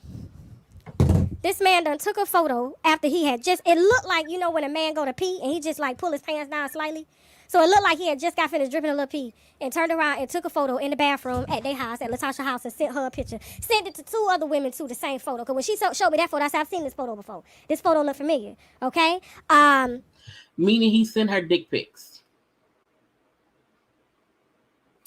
No, I'm going to say this. This time, Tasha's smart. Tasha's smart this time, because y'all know with the thing with her and Cardi, no girl, the person who said she knew Cardi was just telling Tasha shit. Tasha didn't really have anything, any evidence per se. That's why Tasha was like, let me see the phone. If I'm seeing texts and pictures and stuff between y'all, I'm not saying shit. This is what someone gave me. And in another part, I can't think if she said it in this part or something else. She said how she asked Unique, can I screen record as I scroll? So that way I have proof, because you won't catch me twice. Tasha was smart. She's not taking Unique's word. She's saying, show me the proof. And Unique gave her a phone. And I don't have my man safe text I can show you. Or I can go my cleaning lady. Well, y'all can't see it. But on the iPhone, when you scrolling and you just scrolling, all of it's there. You can't really, you know, fake that. The only way Unique could fake that is if for 5 years Unique had a secondary phone that she got in Rocky name and was just texting her damn self. Because his number is there. I'm sure Tasha know that man's number. And it's just a whole bunch of information. So she was actually smart this time. She said, let me make sure before I go out here and say it's true, it's for a fact that he cheated and she's submitted. Let me see the proof. I said, this is a smart way to do things. Tattoo. She got a tattoo of this man's name. This big. Okay? This man has been around her kids. Everything. I said, what? I said, not Esther. I said, you know why I called it fake news, right? She said, I know. She said, I zoomed in on the ultrasound and it looked fake. And then I came back and said I was hacked. And then I saw the message thread between him and her, unedited, unscrewed, unchopped, of him telling her exactly what to write. And she said that. He told me what to say, girl. Everything. Came to see her that day to help her to write it and asked her for her phone. All of this is in the interview. When I tell you I got the scroll of her entire text thread, this is years of text thread. She didn't delete nothing. They were in a relationship. This was a second wife. This was Sharina Hudson. And we kept saying that. We kept saying it could be a Wendy Williams, Kevin Hunter, Sharina situation where even a Martell Holt and a Coleslaw and Mel, to where this man had a whole wife at home and had a whole other girlfriend for years. We said that it's a person carrying on a years-long affair with somebody while being married.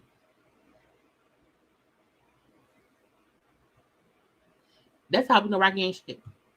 Even when Tasha kept saying things haven't been easy, things are not perfect, I'm not perfect, he's not perfect, I think he may have cheated a time or two. Because if you think about it, Tasha, and I mean Tasha Scott, has not said, no, my husband isn't cheating on me. She ain't said that. All Tasha said in that one interview, when the one person asked her about the side baby, she said, ain't no baby. Not ain't no mistress, ain't no baby.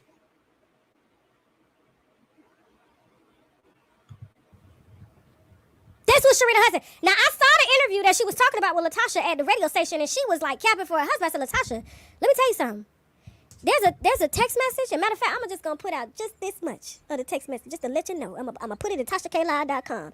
And he literally says to her, it's Tasha's birthday today, so, I can't get to see you today, but, I got you. And then hotel receipts, hotel reservations and flights came through. Because I'm going to tell my mistress, I can't be with you. It's my wife's birthday, but I'm going to see you soon. Let me book the hotel for us to come fuck. Now, Tasha, because I told Tasha I'm not going to show shit that's on her website. But Tasha, if you go to Tasha's IG page, Tasha posted, again, a clip of the interview. That's up, for one. However, she also posted, I'm assuming this is something that Unique gave her, where it is a hotel room. Well, hold on now. Because Unique posted a clip of it too. Oh, she tagged Unique in it. If you go to either Unique page or Tasha K page, I'm not going to show the shit because I got time. Well, it's a clip of the interview. You can't hear nothing or whatever. But, let me see if it's on Tasha page too. Let me see. I'm doing my due diligence. But it wasn't on her story. I saw it somewhere. I can't remember where. And I should have screen recorded it because I was like, bitch, what? But it was a clip of a hotel room, bathroom. You see a men's like shaving kit stuff or whatever. You see a men's grooming bag that says Rocky on the little ledge. You then see someone from the back who looked like Rocky leaving out of a building that looked like a hotel and being recorded by somebody. So I'm assuming Unique had been, just getting stuff. Because again, I'm not taking up for Unique. Because our whole home wrecking motherfucker ain't nothing. And that go for the man cheating or the woman cheating. It go both ways. However, what I'm saying is, I feel like if Rocky made her feel like, hey, we a couple. So her keeping all them texts, her, snapping photos and videos of them together, no, with Marceau back, that was different. The video, and I'm sure it'll be on Tasha the thing. Look, that's Rocky. It's Rocky. It's his build. It's his walk. And I know that because on Rocky page, on Rocky page, I saw the video first on, I believe it was on Tasha's page. I believe it was on Tasha's page. And the caption of the video said, Rocky, you left your men's bathroom bag in the bathroom. I hope that wasn't a Christmas gift from your wife. I said, God damn it, Tasha. God damn it, Tasha. And the footage of him walking, that's how I found his page. I didn't know I had not found his page. I found the page because Tasha tagged him in the post.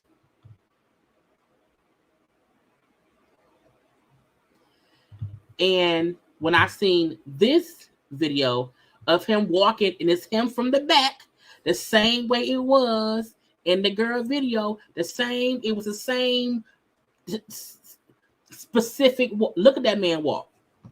Look at the walk. Look at how look at the space between his shirt, the butt. Look how he walked. Okay, with his chest poked out, booty poked out, chest poked out, booty poked out.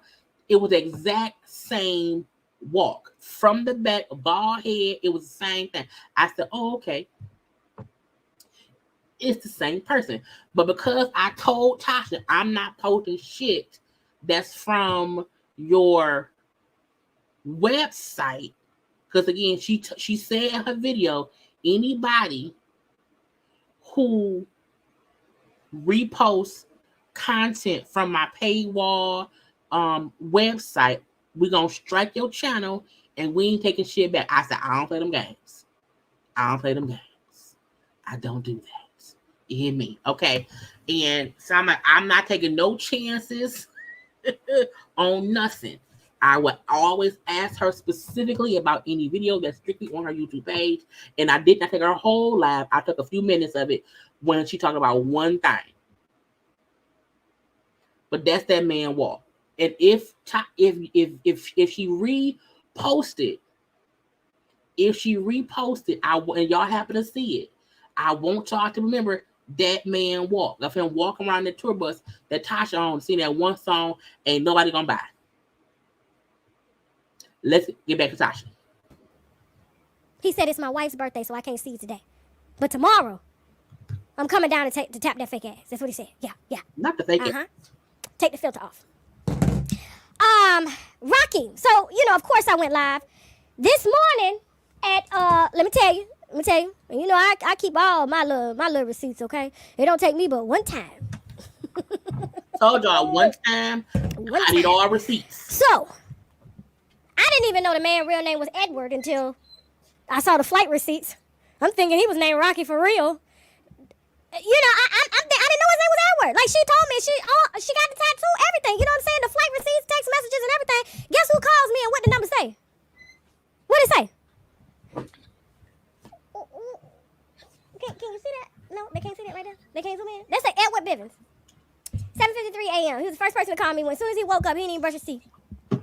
He woke up, called me twice back to back, okay? And I said, hey, I'm at the Atlanta airport checking my bags. I'll call you when I get off the train to my gate. He said, okay, I'm traveling also, so if you can't talk, I'm going to be out of pocket today a lot. I said, 5 minutes, I'll call you. So I called him when I got to A-gate in Atlanta. And there's a few other public figures that I ran into down there, so I was there. They saw me, okay? I took pictures and everything, okay? I got to say this. Now, this I'm going to bring to YouTube on Friday. Yes, Edward. I said, Edward, when you Google Rocky Bivens, nothing really comes up. When I Googled Edward Rocky Bivens, I was able to find some more stuff. And we're going to get into one thing I found that he was talking about his life in the industry. Tell you it's truly going to be an epic fuckery Friday this Friday. I need my flowers before I bow out. I need my flowers before I go get a job. Okay? The depths of hell I done walked through to get y'all this wine. It's hard to make wine. It's hard. Hard! When I tell you, Latasha is utterly dumb if she believes anything that comes out of Edward's mouth. Edward, he's no longer Rocky, he's Edward. when I tell you, I just let him talk.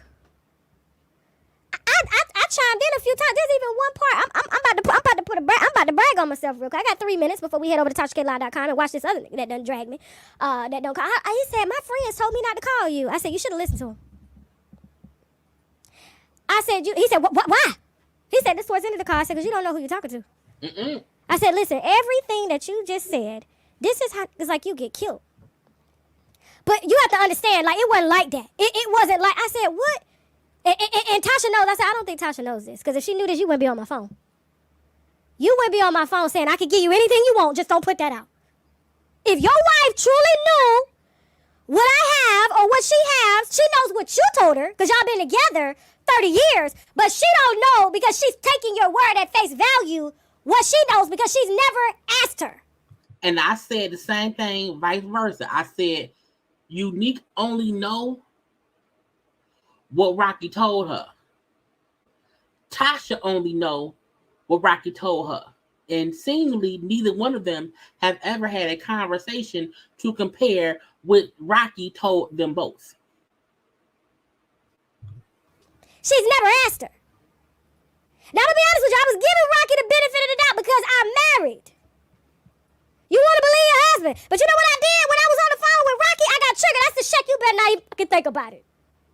I did just like this. So he look, what you thought? This ain't got nothing to do with me. I'm like, you better not even try it. Any woman that contact me, I'm like, listen, come on over. Come on over. Let me see what you got. We don't need to fight. But Tasha pushed her out for years. For years.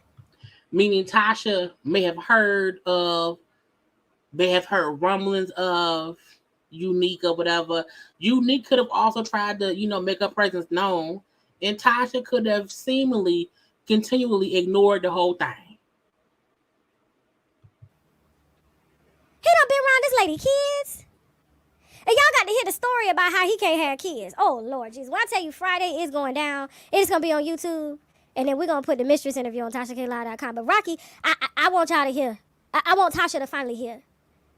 I want her to finally hear what her, like, if this is how her husband's been talking to her for years, then obviously, you know what, maybe Tasha kind of deserves it. I don't know. I don't wish this kind of pain on nobody, but, like, when I heard the way he was speaking and just stuttering and talking in circles and trying to butter me up and just, ooh, it was so bad that my husband and the leader of our gang unit over here was like, damn, he fucked. And he literally said to me, they told me not to call you. I said, you should have listened to your friends. He was like, but I know who you are. I know who you are. The fans stamped you. I said, listen, Kevin Hunter. Bro, you better ask Kevin Hunter about me. You better ask Kevin Hunter about me. Forget all that other shit. Forget that. That's one bump in the road over 99. Successful. Do you understand what I'm saying? Check my track record. And he was like, you know what? I ain't even worried about it. My wife gonna ride with me. I don't think she gonna get in the car after this. Well, Tasha just said that she married and she meant her vows, so we shall see. And if she do get in the car, don't none of y'all feel sorry for this lady no more. Let her catch whatever he's giving.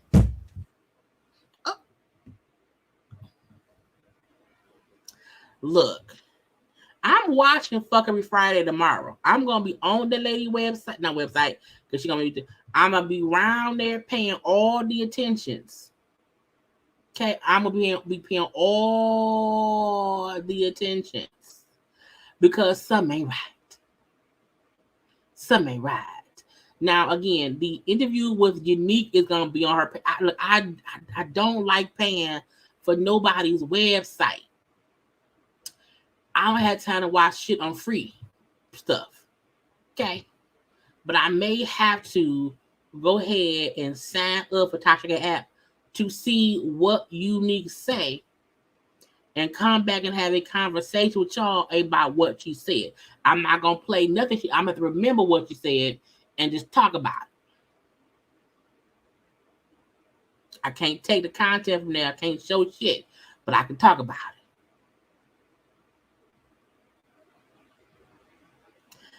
Because I feel like whatever she put out on her YouTube tomorrow, we're gonna need the rest of the story. We don't need the rest of the story. And I want to see it. Okay. Now, Again, I want to thank Tasha K for telling me she will not strike my channel for me playing that video. Okay, of her talking on her YouTube, whatever. I just want to be safe. Okay. Now, last thing of the night, SWV round here on live talking about the shit. Talking about what? Talking about the shit. The drama on social media, the drama of the show, drama of this, the drama of that. Drama. Okay? Drama.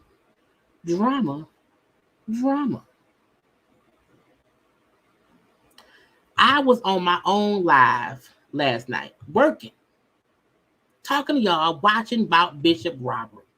And then someone was like, SWV is on live right now. I'm like, shit.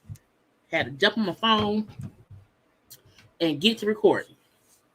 So, first of all, the new rule, because SWV are in their 50s. They're like 51, 52. I need someone to always be around their house to teach them. Oh, wait, I forgot. No. Bivens. The Bivens man. I almost forgot. When Tasha told me the man's name was really Edward, I said, Edward. I Googled Edward, Rocky Bivens.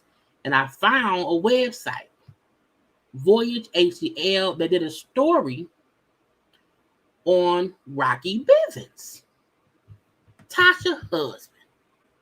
And as y'all see, they asked that man some questions. They did an interview back in November 26, 2019. Okay. And I'm gonna read it to y'all as quickly as I can, and then we're gonna strictly get into SWV. Share with us, how did you get to where you are? Because this was when he was given the job. He had the Biv Global Management in Midtown. It was whatever. It was him in his little job or whatever. He brought up how he got a start in '94 when he met R. Kelly. He met R. Kelly at a club, the Cotton Club in Chicago. Let me put my notes, because I got the quick notes. Because on the thing, I can zoom in better on my email. But y'all can see that. I'm going to read it over here. He started in '94 when he met R. Kelly at a Cotton Club in downtown Chicago. After that, Robert invited him on the tour, the 12-play Very Necessary tour. Okay, he began being Robert's personal security and watching his back all up until Robert kicked his brother off the tour for fighting. And then Robert, y'all know who Robert is. I'm just gonna keep saying Robert. Robert then, had be on tour performing. So now he is security and he's also a performer on stage, because as he said, Aura of the Kelly said, because you was on stage all the time watching my back, you can easily come around here and do the show. I said, nigga, what? He then said, while performing on the tours, he met Jermaine Dupri and Tupac. How JD invited him to Atlanta, asked him if he wanted to get a job to work for So Def. And he said, but I had my sights set on the female group Escape. Now, didn't Tasha say that Rocky was managing her, and then Kandi asked for him to manage them? But he told them in an interview back in 2019 that Jermaine Dupri offered him a job at So Def, but he had already had his sights on the group Escape.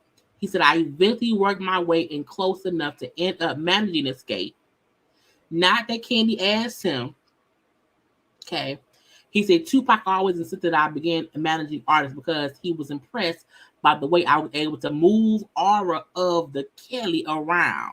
Pac would remind me of my skill set because it wasn't easy to move Aura of the Kelly around. So if anybody knew, who would have known? Rocky Bivens.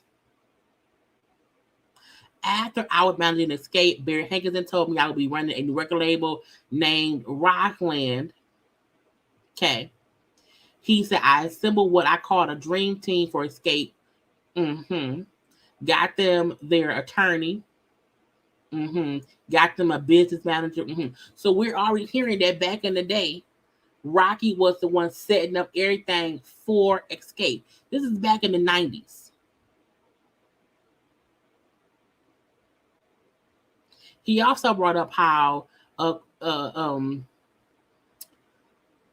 Larry Rudolph and the business manager, they said they quickly got notice that I was around here. I was R. Kelly's right-hand man, managing artists, and they began to book me. I signed Britney Spears with Larry Rudolph to Jive Records. I then went on to manage and sign Tamar Braxton.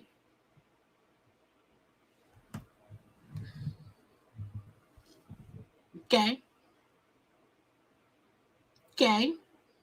He then said, they asked him, were things always smooth? Okay. If not, what were some struggles? He said it was some struggles. It wasn't smooth. I think that with any role, there's some issues. For example, Aura of the Kelly did not give me a check on tour when everyone else was getting paid. Well, I was doing 2 jobs, okay, as security and as performer. I decided that I never wanted him to pay me. I used that motivation to begin my managing career. So as long as I was around him, I could position myself to make my own money. So when Tasha said that as the manager of Escape never paid him, he said neither did Aura Kelly. They said, tell me about Bivens Global Management, which in 2019 he said was his company. Oh, my company is a multifaceted entertainment company. We specialize in taking artists to a different mental level beyond the art form of business, finance, and investments to build a portfolio that will allow them to retire early and become knowledgeable of what the world has to offer outside of entertainment. You didn't do none of that for your wife? Because she still don't have a website?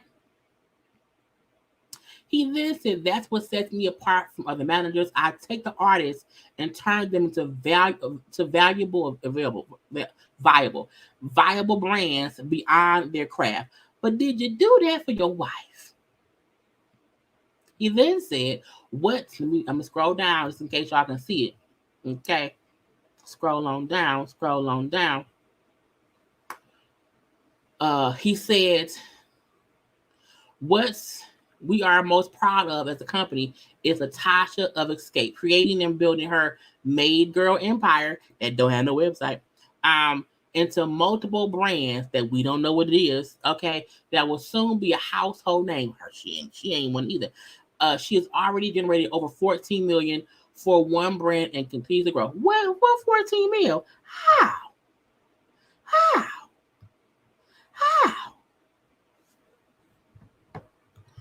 I just want y'all to hear. Oh, thank you. I'll say back on screen. Thank you, Linnea Edmondson. Tamar, that practiced the journalism you have today. We appreciate it. That is hilarious. Thank you for the compliment and for the super chat. Okay. But I had to bring back up based on what Tasha was saying. That shit don't add up. Because you said he was managing you first. But he said in that interview that he was always interested in managing Escape, not you. Just saying. Okay, anyway, let's get into SW to the V. So, social media has been messy lately, whatever. We know the show's been going on. While we know Tosh had a live, we know that Coco had said some stuff on IG. Well, last night, Lily chose to go live. Why did Lily go live? Lily had been fussing with different fans. She ended up fussing with Akbar V, who we know is Kandi's cousin and stuff. That happened, okay? Then, yesterday, Tamar put up this post. She put up this post where she was paying homage, okay, to SW to the V. We know the new song she has out, I believe, is samples. This is the weird thing. Tamar sampled a sample because the song that she sampled from SWV, the composer of that song is somebody different. The original beat that she from that song, from Tamar's song and SWV song, came out in 1976. And I know that because, YouTuber Erica De Niro commented on social media saying, well, no, it came from, and it was something, and I'm like, oh, it came from something different. Let me see what it, because I took a screenshot of it because I'm nosy. And I like to be able to say, what it came from.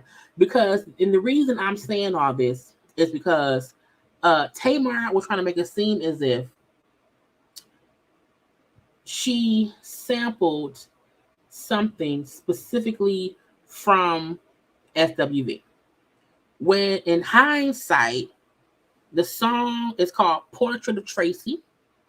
The composer is a man named Jaco. It's Jaco. Last name was Pastorius. And it came out in 1976. He's a jazz composer. So that whole song that she sampled, it really wasn't from SWV. They sampled it from somebody else. Just saying. Because why I do my due diligence. Okay? Now, Tamar put this post up on her page, and we all know it has been beef or stuff going on, okay, between Kandi and Tamar. And then, of course, we know the whole SWV is been crazy. So Tamar putting that up seemed messy. Because even, this is why. Tamar been sampled that song from them. The song been out for a couple of days. She had been promoting the song from the start. However, she chose to shout out SWV after SWV and Kandi, we know we're kind of having, some discourse, And I feel like SWV, who are getting there, I don't think they're social media savvy like that or whatever. Tamar was being shady. We know this because this was after Tamar also said that Kandi sounded like a billy goat. I'm a fan, always been a fan, blah, blah, blah, blah, blah. And we know, this is Women's History Month. We get that too. However, I feel like you could have easily thanked SWV anytime before they were beefing with Kandi and Escape. And you was beefing with Kandi and people. You know what I'm saying? So to me, Tamar was being a bit messy. Was she also paying homage? Yes, she was. But she was also being messy. She was being messy, and she had a reason. She had a scapegoat to say, well, I did sample their stuff. You sample something from them, but they sampled from somebody else. If you want to give true homage, say where it came from. The originator. Okay? Anyway, so because she put that up, and we then seen, Taj and Coco and Lily all around it. Oh, we love you. We love you. We love you. It made them seem messy. And y'all know how the fans be. The fans instantly was saying stuff and tagging and going off and this and that and that and this. So that's why Lily said, I'm going to go live. But I tell y'all, this was a chaotic live because Lily dog, her grand dog, kept barking. Lily kept asking how to do shit. Lily did not know how to add in Taj, add in Coco. It was a mess. I had to cut up shit the whole time. But either way, let's get into what was said because they addressed some shit now. Can't say they didn't, but they did. In the business, I just never felt like none of us really got our just due. And if you go back, you can understand, you can know that I said that, because I always felt that way. So that's why we were so excited about doing the show and the verses and everything like that. But this whole internet stuff, I don't do this. I don't do this internet stuff. This stuff drives me insane. Like, I'm not from that school at all. And a lot of things are being said. All right, we're not going to be negative, okay? We're going to be positive. We're not, because this is not what this is. This is not what this is. And you know, to be quite honest with you, I love those shit. Thank you. My shades are just, I don't spend a lot of money for nothing, because it ain't what you make, it's what you keep. And I like to keep my money, to be clear. But yeah, so I just want to encourage a lot of upcoming artists out there who want that spot. I don't want us to put that narrative out there that being an opener or being a support is a bad thing, or you look back. Every damn group, every artist on the planet have opened for somebody. This is how this shit works. You gotta open for somebody. And I don't want y'all upcoming artists to feel discouraged about, you know, and going to the business thinking, you know, you're going to be a headliner, because that's not how this works. And I guarantee you will never work again, because it don't work like that. So all of you new and upcoming artists, I felt like it was important for me to get on here, because I think a lot of times we don't really, we don't deliver messages too good. Like, you know, and it's so sad that professionals go through the dumb shit. It just so happens that you guys are seeing the process of how things really happen and how people really feel, you know, and I hate it. It is nothing about this that I like at all. And I feel like I blame Tamar. I think the show was recorded, stuff happened on the show, now it's being aired, and it's the fans and the people on social media and the trolls who are causing discourse. And again, Tamar posted that, which created more drama. I feel like the issue is Kandi has her thought process on what she thought was important to discuss. SWV had their thought process on what they thought was important. I don't think either of them are wrong. I feel like Kandi has the right to want to discuss business up front, the same way SWV has the right to want to discuss business later. They just feel two different ways. But I don't think either of them were wrong. I think both sides said shady shit. I also feel like if the fans were not putting their 2 cents in, trying to divide people and trying to make people pick a side, it would not be that big of a deal, because it's just two people with two different preferences on shit. You know, I hate it, okay? But I just wanted to say that one thing, because I don't want you to be discouraged and think you're going to be a new artist and go into a headliner position. But being an opener is just as amazing. You know, you are the very first person that the audience get to see, you know. So be encouraged. Hi, guys. So, you know, I also want to say, because there's a lot of stuff that's going on that's within the past hour that's just disturbing me, and I'm going to bring my group members on, because one thing y'all know about SWV, we don't do this internet stuff. Like, we mind our business, we be in our lane, and we comfortable in our lane. So I don't want y'all to think that we on some rah-rah stuff. It ain't that. We got a heart for everybody. Like, if anybody root for the girl groups, it's us. Like, we ain't on that bullshit. Like, we're so down to earth. Like, anybody who know us, like, we mess with everybody. We got great friends, we got great relationships, and we don't want to put this narrative out there like we're beating up on somebody, because that's not what this is about. I know when it comes to me, I have never heard my name being called so much, and I hate that it's being used in such a negative way. But I tell you one thing, like, I'm going to defend myself. I don't take threats, and that don't turn out good with me. You know, I don't bother nobody. I don't really talk to people. I don't be all outside like everybody be outside. I go out every now and then, and I love on people. That's what I do. And I felt compelled to come on here because I have a heart for people. I love what I do. We love all the girl groups. Like, we ain't on that stuff like that. Hey, you know, I know y'all have been listening and following and all of this stuff. And I felt, like I said before, there's a level of responsibility that we have when it comes to artists who have a big platform. And we all know, and I'm not going to say we, I'm going to say I know the person with the mic is going to always be the loudest. And that's how it works. So there's definitely been a misconception, especially when it comes to me. I'm not a bully. Like I said before, I love on everybody. I love Kandi Burris. Like, Kandi is like the blueprint of all things women empowerment, like all things great. Everything that she's done and everything that she's doing, we're all inspired. But for some reason, everybody have a right to say what they want to say. So it can't be right for one person and not right for the other. I agree. I'm not gonna interrupt this as much. I wanted to play out and we'll just watch together and talk a little bit. I agree. I feel like Kandi said what Kandi said about the show. And they have the right to say what they're gonna say too. However, I feel like SWV are not used to the social media shit. Meaning Kandi used to the show airing, the fans being pissed, some cats responding, and not taking it too serious. I feel like SWV, once the fans was talking in the comment section, they felt some kind of way. Because they're not used to dealing with that on such a large scale. Them as artists doing shows, they mostly get love.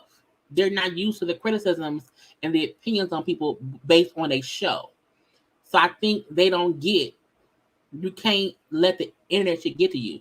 You can't. And I think they did a little bit more than they thought they did. And that's why it's so much confusion, in my opinion. I have every right to defend my group. I have every right to defend the truth. I have every right to defend myself. She do. You know, it's no fight. It's no fight. And I hate that people are trying to create this narrative like somebody is trying to jump. It is not that. Honest to God, on my mother's dead body, it is not that. It's never been like that. I'm not on that shit like that. But I'll tell you one thing. When it comes to, you know, somebody threatening me, that never worked well. It's not going to work. It's not going to work. So I have every right to defend myself. And I want to apologize. I want to apologize because I am a grandmother, a fine one at that. And I'm proud. I'm proud to be a grandmother. I love my grandbaby. But I apologize for just kind of watering myself down. You know what I mean? I don't do this internet stuff. I don't go back and forth with people, and I was just on one, okay? And I want to apologize to a lot of people, and I know I probably mishandled a lot of things, and it will never happen again. I'm done with it. I'm done with it. You know, I'm done with it. But I just think on behalf of my group, and they're going to come in and chime in, we just want to clear some stuff up. Like, we're doing a TV show. Like, stop getting so wrapped up and caught up in this TV shit, because we you know, it's a pleasure. It's so amazing when you have two dope groups that come together. Yes, it's going to be some issues. We're not going to agree on everything, but we're not going to, you know, we're not going to have somebody make us feel like, you know, their way is the right way, and vice versa. Like, you got 7 strong women that's fighting for their shit, and they believe strongly in our shit, but it can't work for one person and not the other, because if they fight on their end, we're going to fight for our shit too. And that's the thing. Oh, wait, I think this too. SWV has done the show before, but it was before social media. Now on these shows, we know how it is. It gets fucking horrible.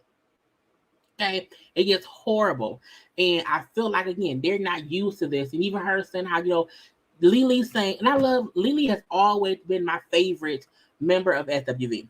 I've always just had felt a connection to her because I feel like she's an around the way girl. She's cool, laid back, or whatever, as I am. But I feel like her saying, you know, telling the fans and people watching to not get so wrapped up. I'm like, but you don't get it. They gonna do it anyway. You know what I'm saying? They gonna get wrapped up in this shit. You have to learn to not give a fuck. And I think that's where the discourse is. I think they think, I feel like if Kandi had her speak on it, and whoever else, if Tiny or whoever else, Tasha, Tamika, all of them, Coco, Todd, Lily, if all of them just talk about just the show and how they felt about the show and not responded to the comments of the fans to a degree to where they had how the fans felt made them feel some kind of way, it would not be bad. I don't think they get. This is how you have to ignore social media and only listen to your core group of your supporters, and that's it. Leave everything else in the bag somewhere, because for SWV, people who support Escape is gonna fuck with them, and vice versa. People who like SWV gonna fuck with Escape. I think, at least for Kandi and Tiny's perspective, they're used to the banter back and forth and not really putting too much stock in who's upset. Like, they're not getting mad. Even if they're responding back to people, they're not mad. Where it seemed like SWV feel like people are mad and they have to do something to fix it. It's like, no, fuck the people. Like, that's how it works. You know, but the most importantly is it's important that we fight for each other. That's what this should be about. It shouldn't be about an I. It should be about a we. It should be about a we. That's what it's about. That's what this women's empowerment is about. And the thing that bothers me when it comes to this women empowerment crap and people that have a level of influence, and I pretty much think that we all do, we pretty much pick and choose who we want to empower. It don't work that way. It don't work that way. And then we go out there and we say certain things, and I'm talking about all of us. We all do a terrible job controlling the narrative, and we're causing discord, we're causing division, and I'm telling you straight up, it's whack. It's straight up whack. Ain't nobody beating up nobody. Ain't nobody beating down nobody. Like, we're doing a freaking TV show. So whatever, just watch the show, have a good time. We putting a lot of stuff out there, and that's what you guys don't understand. Like, we put our lives, our personal, lives on the line. Like, this shit is serious, because we know once it reach y'all, it's gonna be totally different. Everybody gonna have their own perspective on what they think it is or what they feel like it is. But ain't nobody gonna jump on me either. And that's what it's gonna be. Like, we not gonna do that. It can't work for one and not work for the other. And y'all know, this stuff is draining. Like, I've never been so drained in the past couple of days than I have been. And then it's just really messed up. But I just felt compelled to come on here and just try to just soften the blow a little bit, because this shit is getting out of hand. And it ain't that over here. It ain't that over here. Ain't nobody fighting. Ain't nobody mad at each other. Ain't nobody hating on each other. Ain't nobody mad. But I have an obligation to defend my group, and so do they.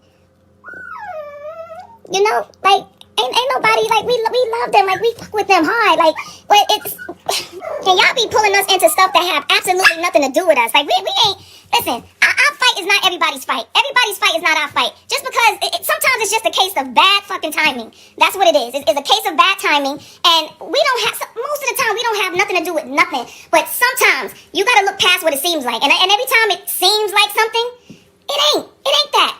It's never that. I turned on my phone and Lily going, I got my baby. So yeah, Lily had got pissed. And Lily was going off. Okay. No, the dog was worse. I cut out a lot of that dog whining. Okay. But yeah, Lily was upset. And it took forever for people. They had to figure out how to tell her to get Coco and Taj in the room, because she just kept fussing. So I'm like, girl, it's time to fuck down. Bad. This stuff is getting out of hand. Like, we don't want to leave fans and make them think that it's something that is not. It's not. We don't have nothing to do with that. What they don't understand is Lily don't say nothing. When you get her, we call she's the baby. When you get the baby talking and we can't stop her from talking, she know we ain't on Twitter, so she went on Twitter and was going crazy after we told her to stop. Like the baby. That's why we call you the baby. You oh my God! Okay. But I have comfort in knowing that I did not ask for that. Where the time right go? There. So what happens when she's frozen? Like, her face is frozen. It was so much of this, of Lily not knowing what the fuck to do.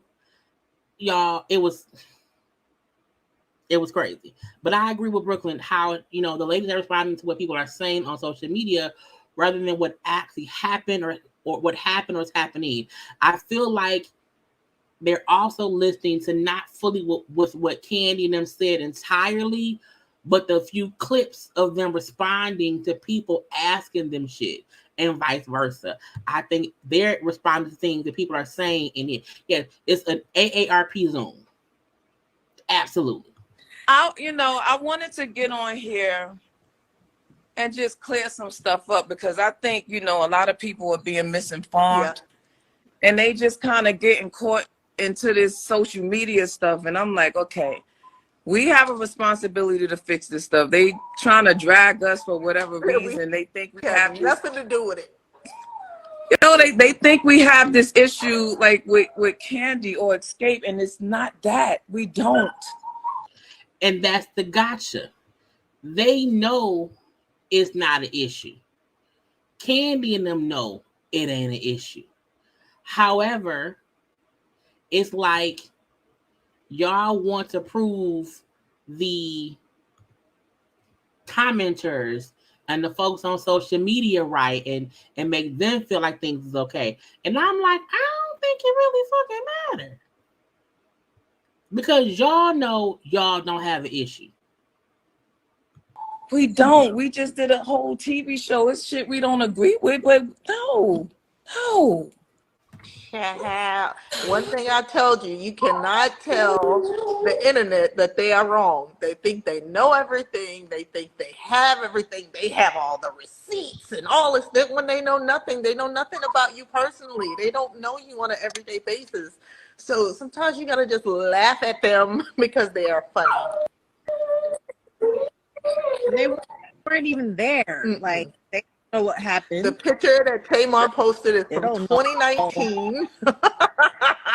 The Tony Braxton tour. When we were on the tour. No, for real. Like Right. what happened with that? Because I just walked in the door. What happened about the picture? Oh, well, I just know my phone kept pinging, and I kept getting all these insult tags. I'm like, whoa. And then I saw Tamar's post. She posted a picture of us from the Tony Braxton tour, her singing week, and then she thanked us for letting us use our sample for Rain. But I don't think anyone has listened to her song because they think that because she's saying thank you, she's being petty. But she used our sample. You're welcome. Oh, wow.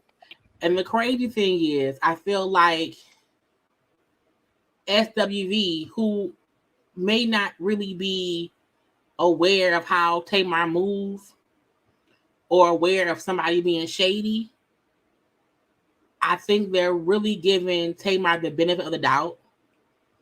And everybody else was following the narrative of what was going on between Tamar and Kandi.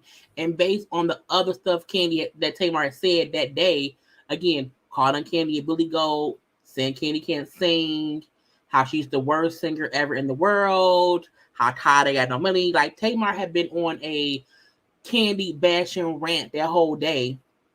And then posted, that when she knew social media was trying to pit Kandi against SWV.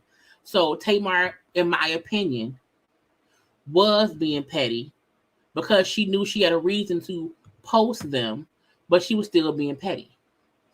I don't think SWV just is paying attention to that. They're like, oh, well, no, she sampled our song. She did. But like I said before, she could have been thanked SWV because she had been posting about the song for a few days. She waited until there was actual conflict from the show on social media within the fans between Kandi and the group and SWV.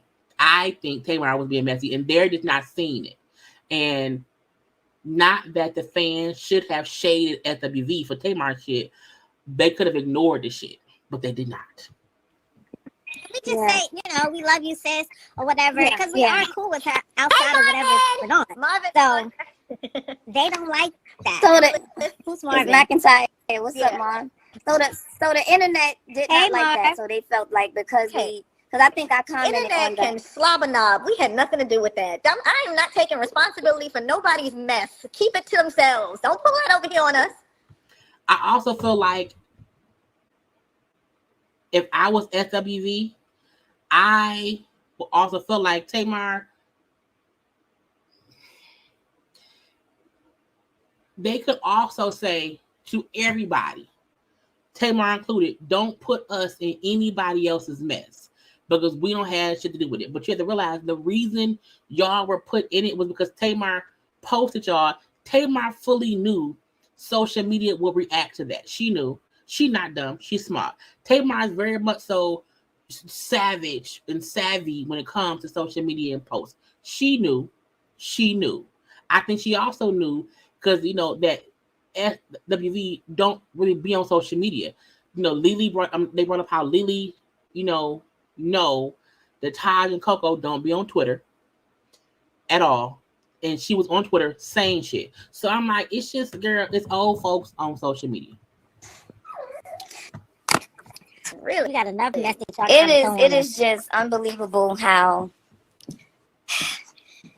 I hate it. I hate this energy. This energy is so crazy. But I just felt like we have a level of responsibility to get on here and just tell people how we feel. And it ain't that. Ain't nobody, because I keep seeing a lot of just the crazy stuff. And I don't really be on Twitter, but Twitter is easy for me to type on Twitter. So, yeah, shit, I had some extra time. Today. I had some extra time. Who is Akbar though? You arguing with somebody named Akbar? Who is that? I don't know. Oh, Candy's But cousin. Steve Harvey said, we need to leave that alone. Candy's But cousin. Steve Harvey said, we need to leave that alone. Now, Lily was just saying, well, Todd was asking about Lily fussing with Akbar V. We know Akbar V is Candy's cousin. And that's why Akbar V and Lily fussing made it to the blog, because Akbar V was on Love and Hip Hop. She's also trying to be an artist. She's Candy's cousin. So, of course, that picked up steam. Coco knew that was Candy's cousin. Lily just said how, what Steve Harvey said to leave that alone.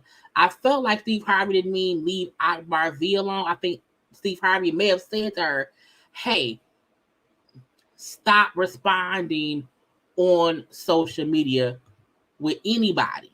Now, when Akbar V found out that Lily was around here saying Steve Harvey said leave it alone, referencing as if he meant leave her alone, y'all know she responded. Okay, Akbar V out here pissed off. I'm like, Akbar V, go sit your ass down some damn well. Okay, please sit down some damn well. Okay, now she said Steve Harvey also should have told your ass. I'm sorry, Steve Harvey also should have told your cat ass that you shouldn't respond it the first time if you don't know a person. I said what I said, and if your old ass wasn't messy, why the need to make a whole live after all that? Because somebody in your ear telling you to keep it going, to promote your show. Nobody was checking for you. Y'all been trying to do a show for decades, and it has been an epic fail. Tell the world the truth. And after this, I'm done talking. You call them internet gangsters and chicken. Remember, that's why I said something. So again, she did reply to Lily saying something about somebody being some chickens. And people felt like she was referencing Kandi. I once said some cuz old girl who wasn't on the show with y'all opened her mouth, meaning I was talking to Tamar, who was commenting about y'all issues when she wasn't on that show. I only said something because old girl who wasn't on the show with y'all opened her mouth and spoke on my cousin. And if you was reading, I said, if it's SWV and Escape, let them handle it. I only said, same thing. If Steve Harvey wanted me to know anything or the world, he would have made a public announcement, and that's why it is messy hope. She then went on to all this shit. Okay, I've changed, blah, blah, blah, blah, blah. Peace be still. Okay, whatever. She's saying I just talked to Steve Harvey. He said that lady cat. And I believe him. I don't believe that Akbar V talked to Steve. I don't believe it. Why was Steve Harvey involved? Akbar V saying Tamar should not be trying to interject herself into any shit between Escape and SWV was valid. Everything else that happened past that point was crazy. Let's keep listening. That's what he said. We need to leave it alone. I mean, not in a bad way, but in a good way. I didn't know who it was. Oh Lord. All right. I mean, I understand whatever. I mean, that's Candy's cousin or whatever. But I understand you want to defend your family, but defend them from what? I ain't say shit. I talking about my group. I ain't make no personal nothing. Like, defend them from what? Tamar got into it, so Tamar brought it back up and captain for shade at Kandi. Okay. So what that got to do with us? See how they don't even get it? When someone explains what happened, they don't get it. They don't get it. What does that have to do with us? Not a motherfucking thing. I'm just so confused. I'm like, oh my God. We like the song. She did a nice song. Like, I'm trying to Hey, Steve. I'm trying to read some of these comments while y'all talk. No, we're not worried, ma'am. Not at all. I'm about to pull up again. What that got to do with us? We love you too, Marvin. I think the internet against y'all. Well, I don't think the internet is against us. Well, I mean, we didn't do anything, so I think we did We're not nothing taking wrong. responsibility for nobody's mess. That's not what we do. We did nothing wrong. We didn't say anything. We did not insult anybody. You know, but we all have a level of responsibility when we put information out there, and we have a right to defend ourselves. We didn't come to do the show to be nasty, funky, or whatever. We came to do it with an open heart and mind. The guys do it all the time, so we figured, hey, it's the girls' chance. Let's go out here and let's rock this because it's never been done before. Yeah. But why they keep saying the guy do it all the time? I don't know what that means. That's weird, but okay.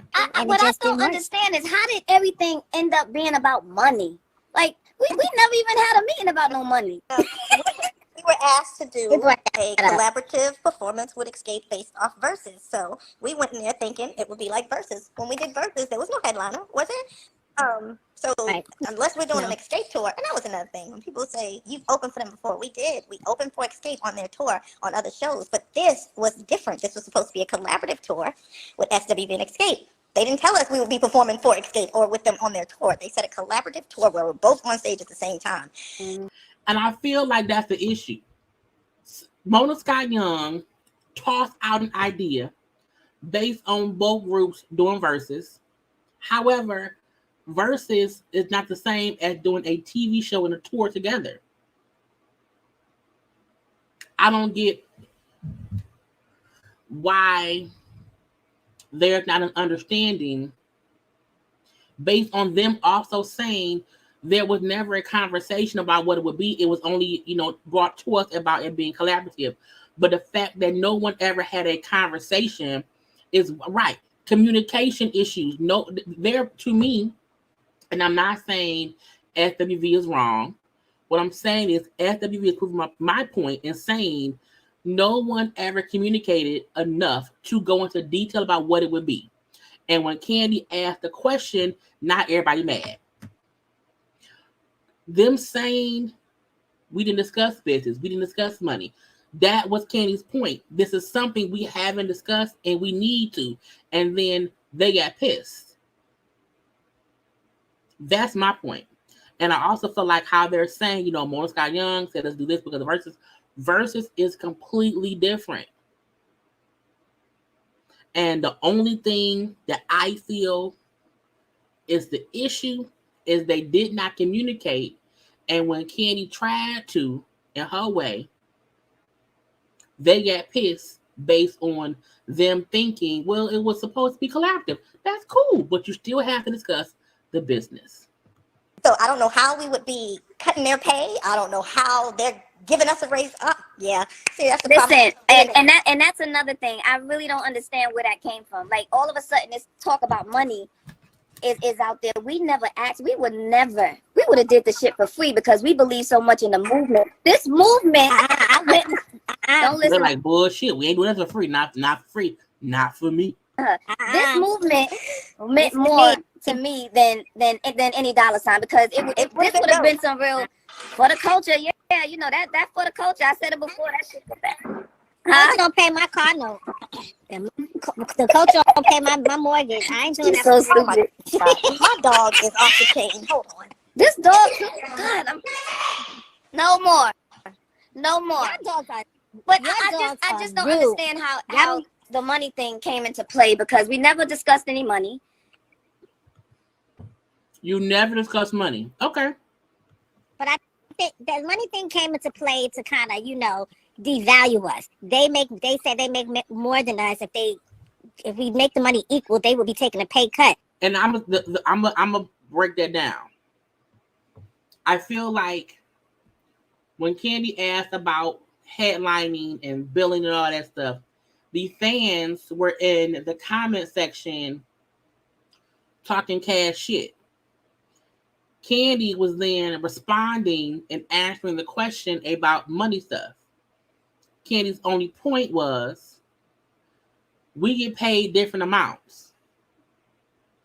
if a promoter is going to only pay us this one set amount, but they usually has made less than us for whatever the reasons may be, because they're not a headliner, they have been on the undercard, they have been an opener, whatever, the fees they're paid are different. If the promoter wants to pay a full rate, we would end up being paid less than. So I feel like Kandi did not bring in money until she was responding to comments from people, in my opinion. Not see what that's what I mean, you know, Lily at one point was homeless, living in her car. You know, I don't know. I don't know, but I feel like there's nothing wrong with having a conversation about money. But again, I feel like they are responding to stuff as if Kandi or Chyna or whoever, I think everyone, including them, are responding to stuff said by the fans, except I think SWV is taking things a bit more personal because of that, you know, they just are. I don't think it was ever supposed to be a diss to them, in my opinion. Because if we recall, the first one to bring up something was Coco, saying how they sold more records than Escape. But no one wants us to call that. It's weird. It's weird. It's weird. How? Right. It makes sense. If doing one show wasn't going to lower your pay, they were trying to find a reason to cut you anyway. Wow. Right. I just, you know, I just wanted the people to kind of understand, you know, from our perspective that it's never about any money. In fact, there were times since we on the headlining thing, there were times we were headliners and we let groups go on after us. That's how it's not important. That's true. But that's on y'all though. That's on y'all. I'm just saying. It's not a big deal to us. We never, any promoter out there says everybody got relationships with promoters. Ask them, do we give them a fight? No. We go and do our job. We love our fans, and that's who we do this for. Honest to God, because whoo, it's rough out here, guys. It's rough out here. It just got crazy when we were told one thing, that we were gonna co-headline. It would be like a 112 Jagged Edge type of show, and then we get out there and it's, well, we want a headline. Like, well, what happened to what we were told? We can't go it's like when they're not fighting each other, they're trying to tell us we're not shit. Oh, what was it? We're not relevant. Yeah, pretty much. We're not relevant because we don't have millions of followers. That's Justice upstairs. Somebody said, no sense, it's supposed to be 50-50. It should, because it was really an interactive show. They do a song, we did a song. Work on the you know, it wasn't even a headlining kind of show. It really wasn't. It was an integrated show. If you guys go back and look at what Jagged Edge and 112 did, that's what we were trying to accomplish. So we don't really understand how it ended up being listen, let me just make this clear. Like, we know our value. We know their value. We're both valuable. We're both amazing. But you can't water down our amazing. You know what I'm saying? I don't, right. Like, why can't we all just be amazing and dope at the same time? Like, it can't be that ain't gonna sit right with nobody, because they're gonna defend that, and so are we. But that's not what the problem was. The problem was that it just got out of hand, and this conversation about this headlining thing, which was never supposed to be a headlining anything. It got out of hand based on the commenters, not Kandi and the show. That's what I want SWV to get. Is the commenters and the viewers, not really Escape. And the crazy part is, when Escape talks and when SWV talks, they both talk as in how much they love and respect each other. It's these goddamn people in the comment section that's making things messy. That's what it was made to do. Yes, it was always supposed to be a co-headlining situation. So we just wanted to clarify that. And one thing for sure, two things for certain. You know, SWV had a well-oiled machine since 2005. Okay? Nobody controls our coming. Nobody controls our going but us. Nobody controls our money. We get money everywhere. So So I just want you guys to understand that, you know, oh my God, it's just real whack. But I think sometime in the future, we're going to make this tour happen. We're going to make it happen. Oh my God. Oh my God. I just, I don't know.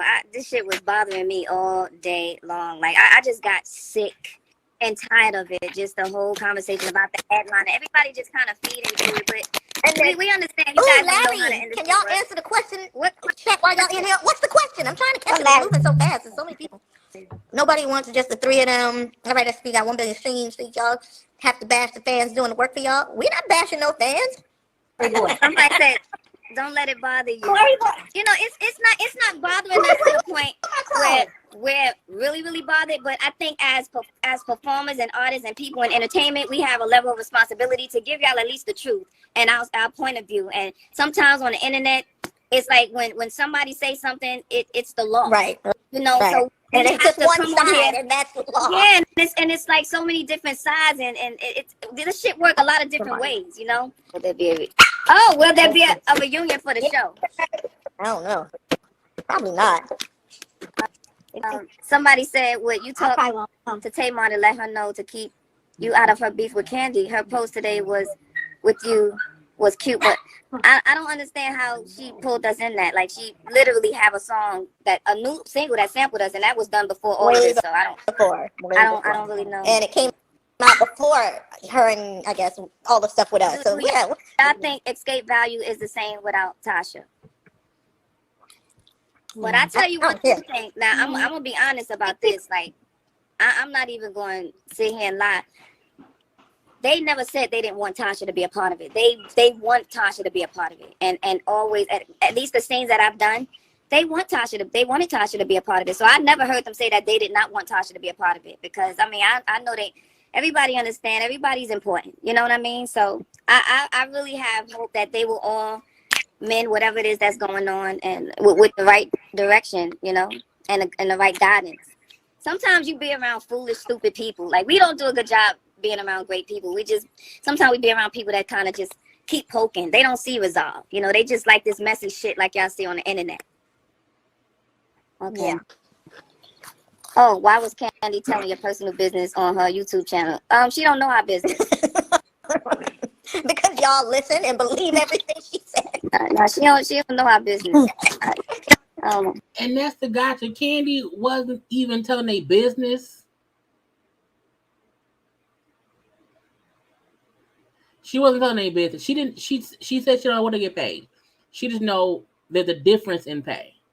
But again, when you listen to the commenters telling you what somebody said, you believe they said something they probably did not say.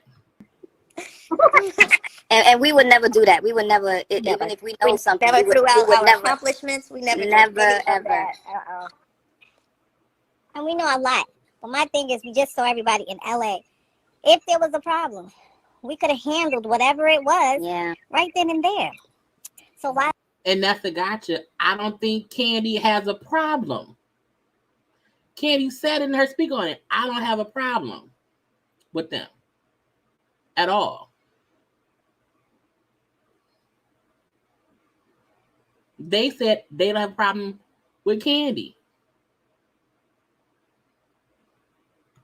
Wait and leave, and then we have to deal with this online. Somebody said, Kandi said y'all are oversaturating the market, and that lowers your worth. See, and I had commented on the Shade Room because the Shade Room had that post, but let me just make this clear. You can only oversaturate the market if you're only in one market. We are an international group. We don't just perform in the United States. We go to Africa, we go to London, we go to the Philippines, we are New Zealand. We do shows over there, so we're not limited to where we can do shows, and that's the difference. I don't know. I think she might be talking about the U.S. because definitely we're not saturating the market at all. That's why we keep working. I was about to say, if you're saturating the market, obviously there's a demand. Yeah. Okay. Can you guys take? Why do they keep questioning? Why do they keep questioning how many albums you sold? They need something to talk about. Who knows? Stop telling Kandi y'all business.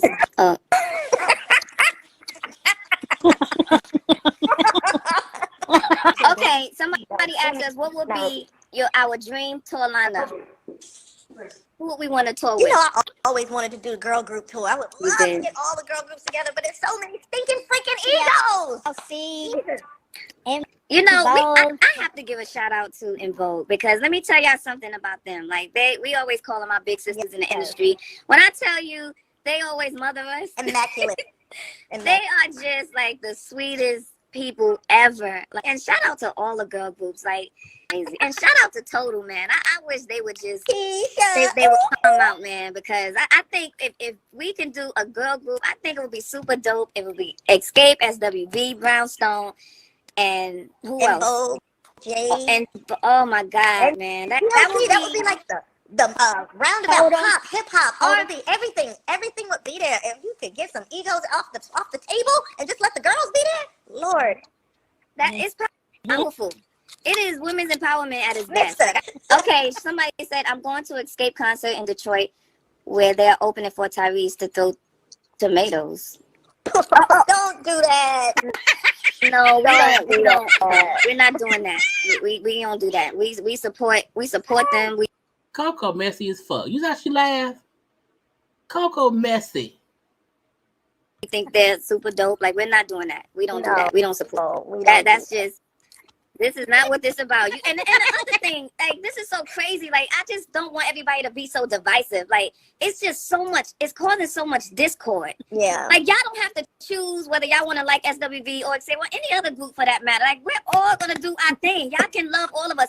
That's what I love about the 90s. Yeah. Everybody supported everybody. Like, Yeah. it was a thing back then. We need to get back to that. If we want some real women's empowerment, fans, stop acting like y'all have to support one and not the other, or y'all have to talk down one. And it's just, come on, that's too old, man. But they do that with the groups. They try to tear the groups apart as well. They pay attention. They go in the group. This one is better. That one is better. But you said you like the group, Right. so like, just shut up and enjoy the group.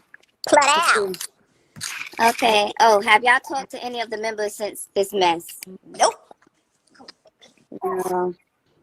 You did? I have. Oh, somebody said, can we get an Escape and SWV tour in 2004? We are all for it. Like, huh?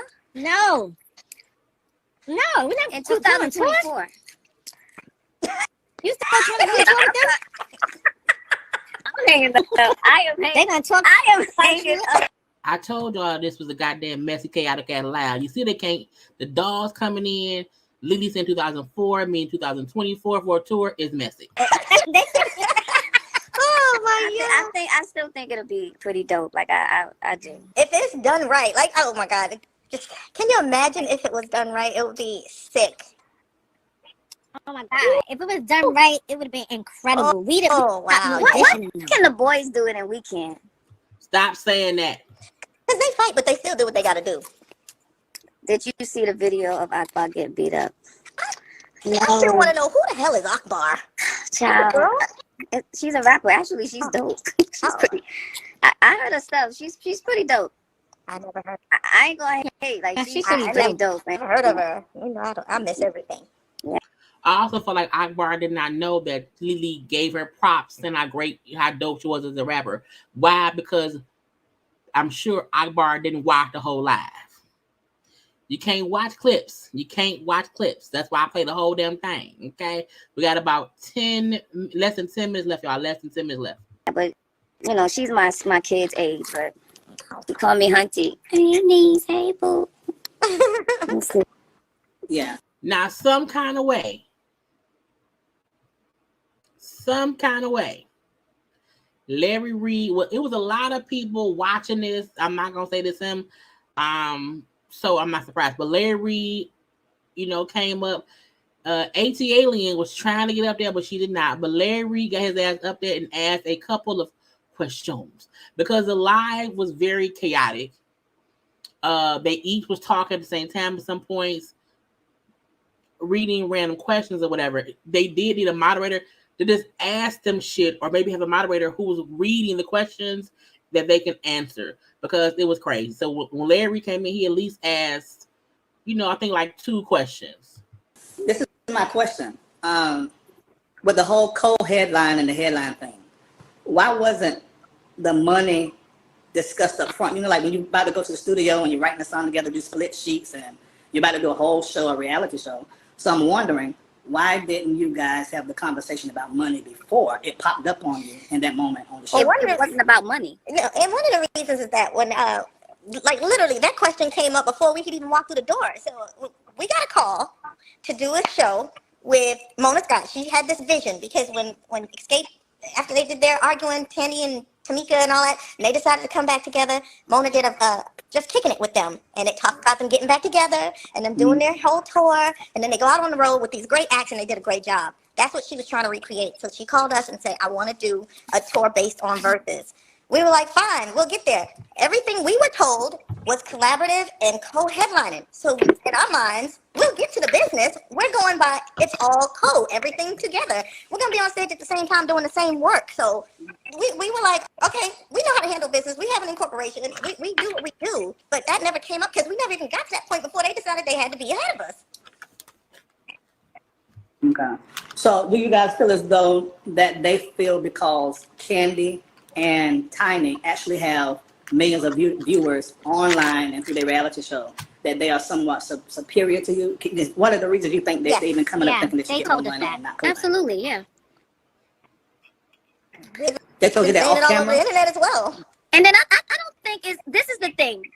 I think it's a difference between having a fan base and followers. Everybody that follow you ain't buying your record. Everybody that follow you ain't supporting, what you're doing. But SW, we have a solid fan base that come out and support us, and we're happy with that. I heard Kandi say on her show that she feels as though those millions of viewers can turn into. But they don't always do. You feel the same? So this is my question though. If we did a show with Escape, it would only be 50 people there to see SWV, and the rest is all them because we're irrelevant. I'm just trying to understand. If we're on, this is another thing I want to explain to people. This is what our third or fourth reality show. We've done tours. We've been on shows. So for some reason, promoters, producers, networks, they all find value in SWV. It's our peers that don't, but they don't count. That's so. And I want to. Larry Reid is being messy. Larry Reid is being messy because Kandi was responding to somebody who was questioning what Tiny had said. Tiny was the one that said how her and Kandi, followers or whatever, and how that turned to this or that. That didn't come from Kandi. That came from Tiny. And Kandi was just saying that sometimes with these shows, the fans of the shows that, they watch folk, they will come out. Larry Reid is fully being messy because he can also see SWV did not watch Kandi's Full Lives.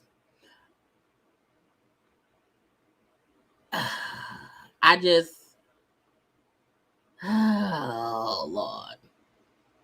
Unfortunate because we came in strictly because we have amazing music. People love us because of that.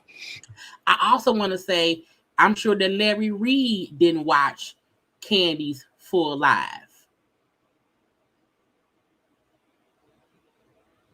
I always tell y'all, if y'all come here, you may be here for a long ass time, but you gonna get the full picture from everybody.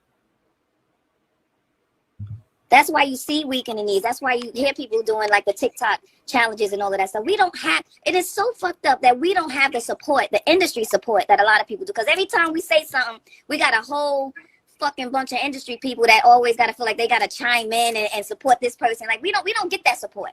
We don't get that. So we got to fight with this. You know what I'm saying? We always got to be put in a position where we have to prove ourselves. And because we don't have this, that means that we have no value. The devil is a whole lot. Hallelujah.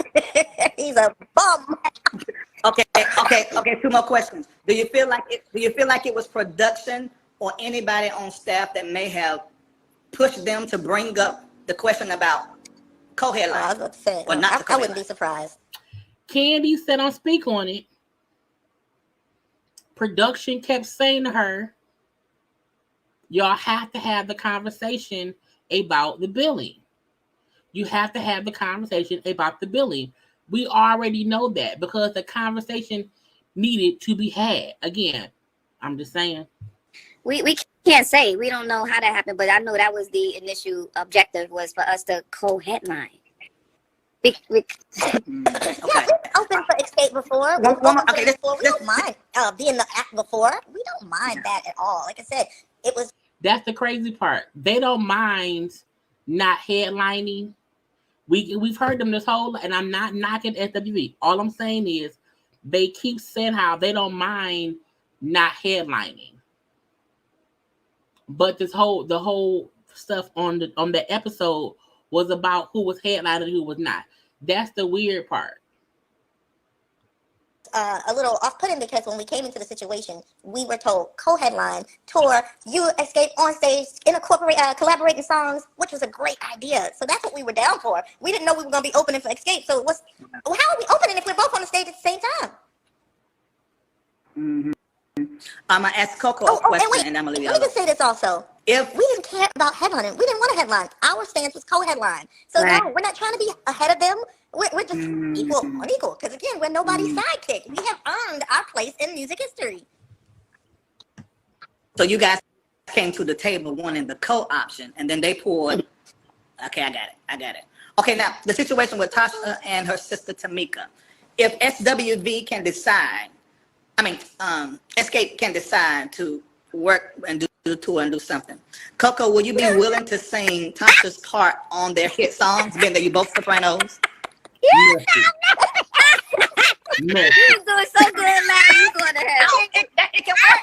If you sing the part, they can sing the No, we gonna keep coconut right over here.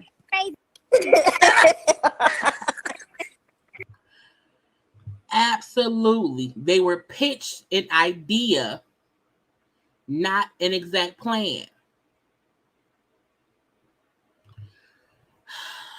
Are you new here, Bryant, Thompson, Chanel? You gotta be new here. You have to be. And I don't care if it's midnight around here.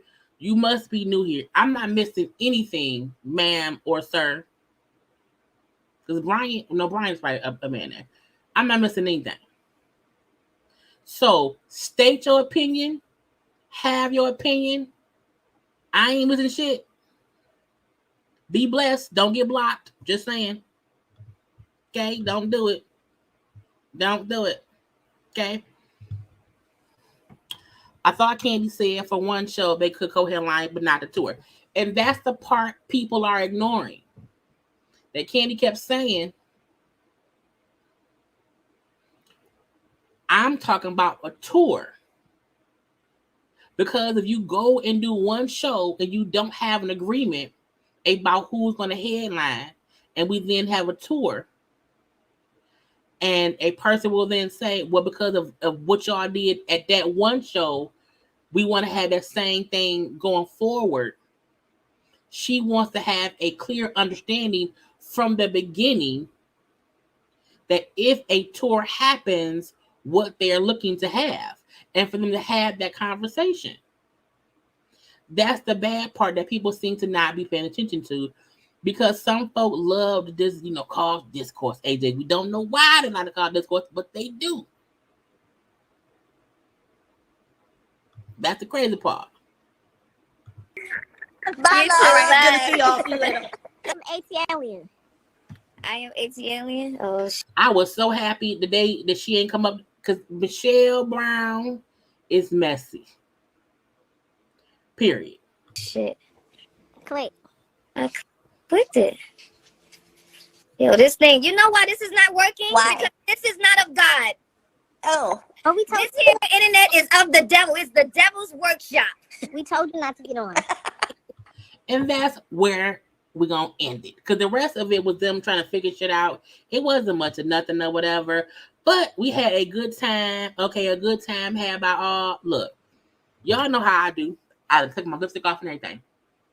Because it's midnight. I'm tired. And I'm going to take this hat off and go to bed. People can have an opinion. People are going to see this situation differently. Because not only got my hair, I got my hair now. Because people are going to see this in different ways because it's not just stuff from the show. It's also stuff from the show. It's also lives. It's also, social media comments. It's what Escape is saying. It's what SWV is saying. It's what all these people are saying. And everyone is talking from a different standpoint. But nobody is necessarily wrong. And I mean that by Escape and SWV and how they look at things, because we see both groups want to do it, saying Tasha. Okay. I do think it can still happen. We know they have the one show that we'll see in the season finale, but they can still do a tour.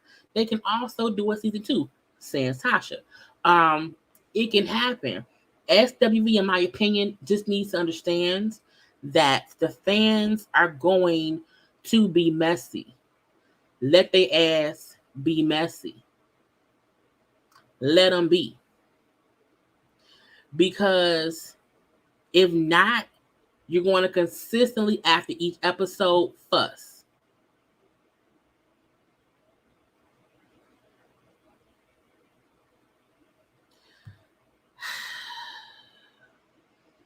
I'm not going to do it. I'm not going to do what y'all think I'm going to do. Because we have new people here. I'm not going to flip out and cuss a motherfucker out. Y'all know the word bias gets motherfuckers blocked. Because people only think you biased when you don't agree with them. Okay? People only think you biased when you have something to gain from your own fucking opinion on your own fucking show. People only think you biased because it's motherfucking 12 o'clock at night and you have time to be up here agreeing with their opinion. People think you biased when you sit here and let them have their own opinion. And you don't not one time call anybody in the comment section who has been disagreeing with you. I've never called y'all biased. So don't bring y'all motherfucking asses to my channel calling me biased. Don't do it. Because you sound stupid each and every time. New or old, young, I don't care. Okay? My point ain't your point. If you have a point to make your channel. Go live.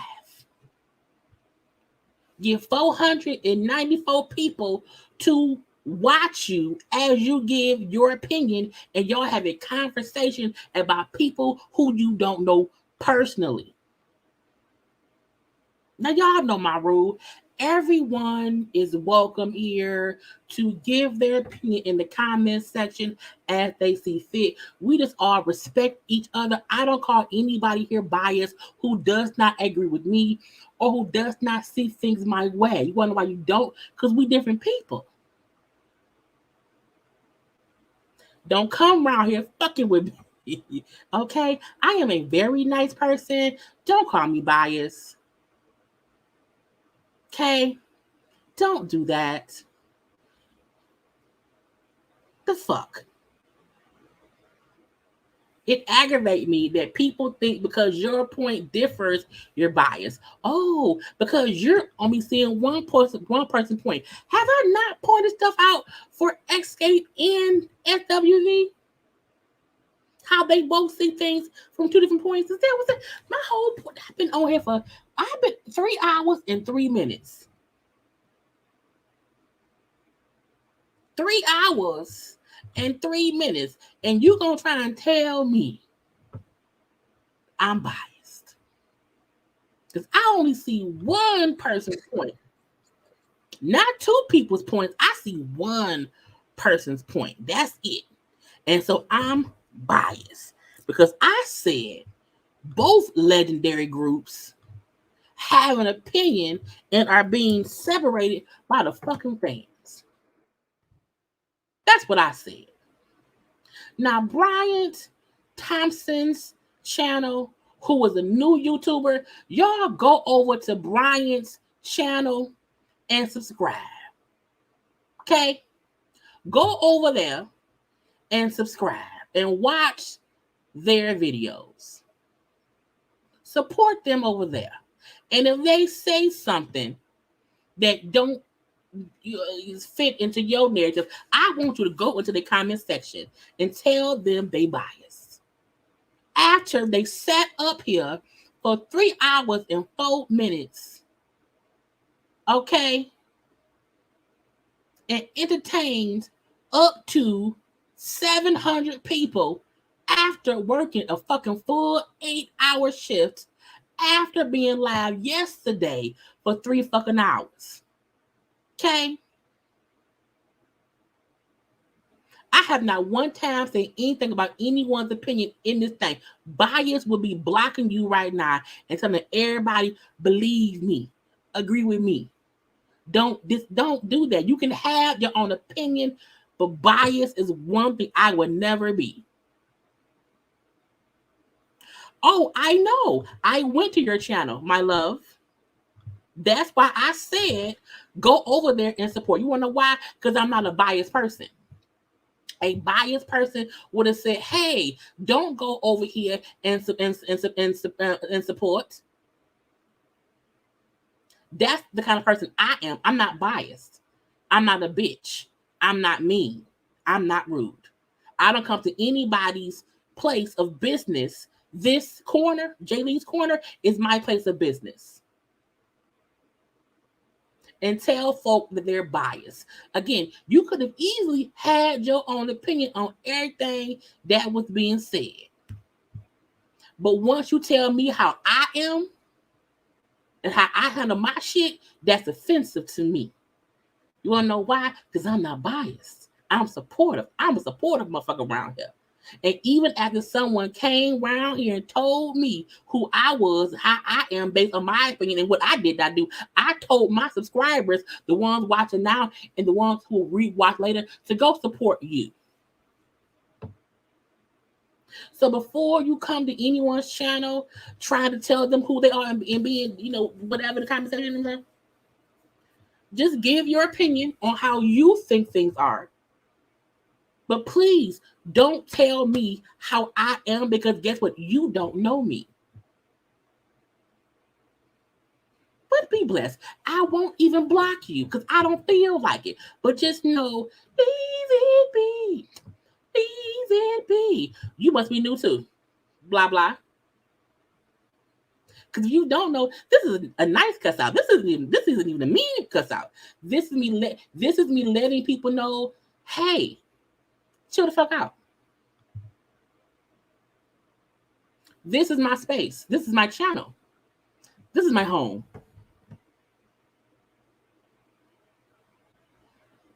Just saying.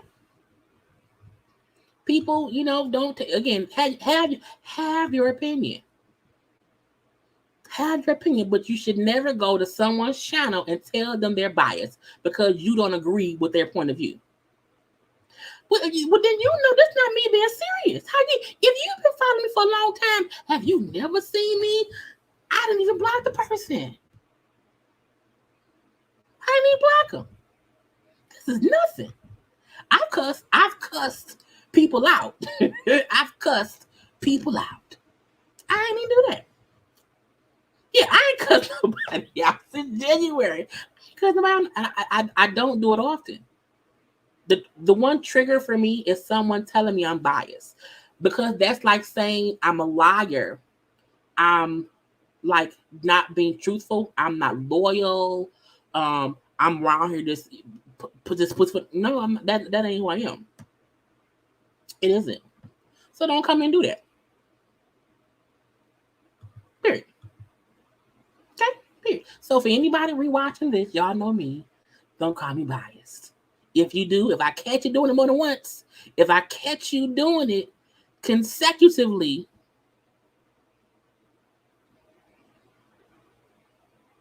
if I see you doing it over and over, just because I don't say shit don't mean I ain't seen that person keep saying it in the comment section.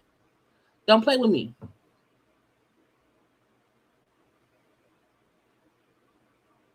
Y'all know I love all my people. I love all my JayBirds. I love all my new ones, old ones. See what I'm saying? Thing. I don't fuck with people. I also don't let people fuck with me. And sometimes, you know, Jenny, she comes out. Because it's Detroit versus everybody. You hear me? I'm Detroit born and raised. I do. Anyway, we had a good time. Had a good old time. Had a great conversation. Okay. And y'all know I love everybody. I want everyone to enjoy the rest of their night.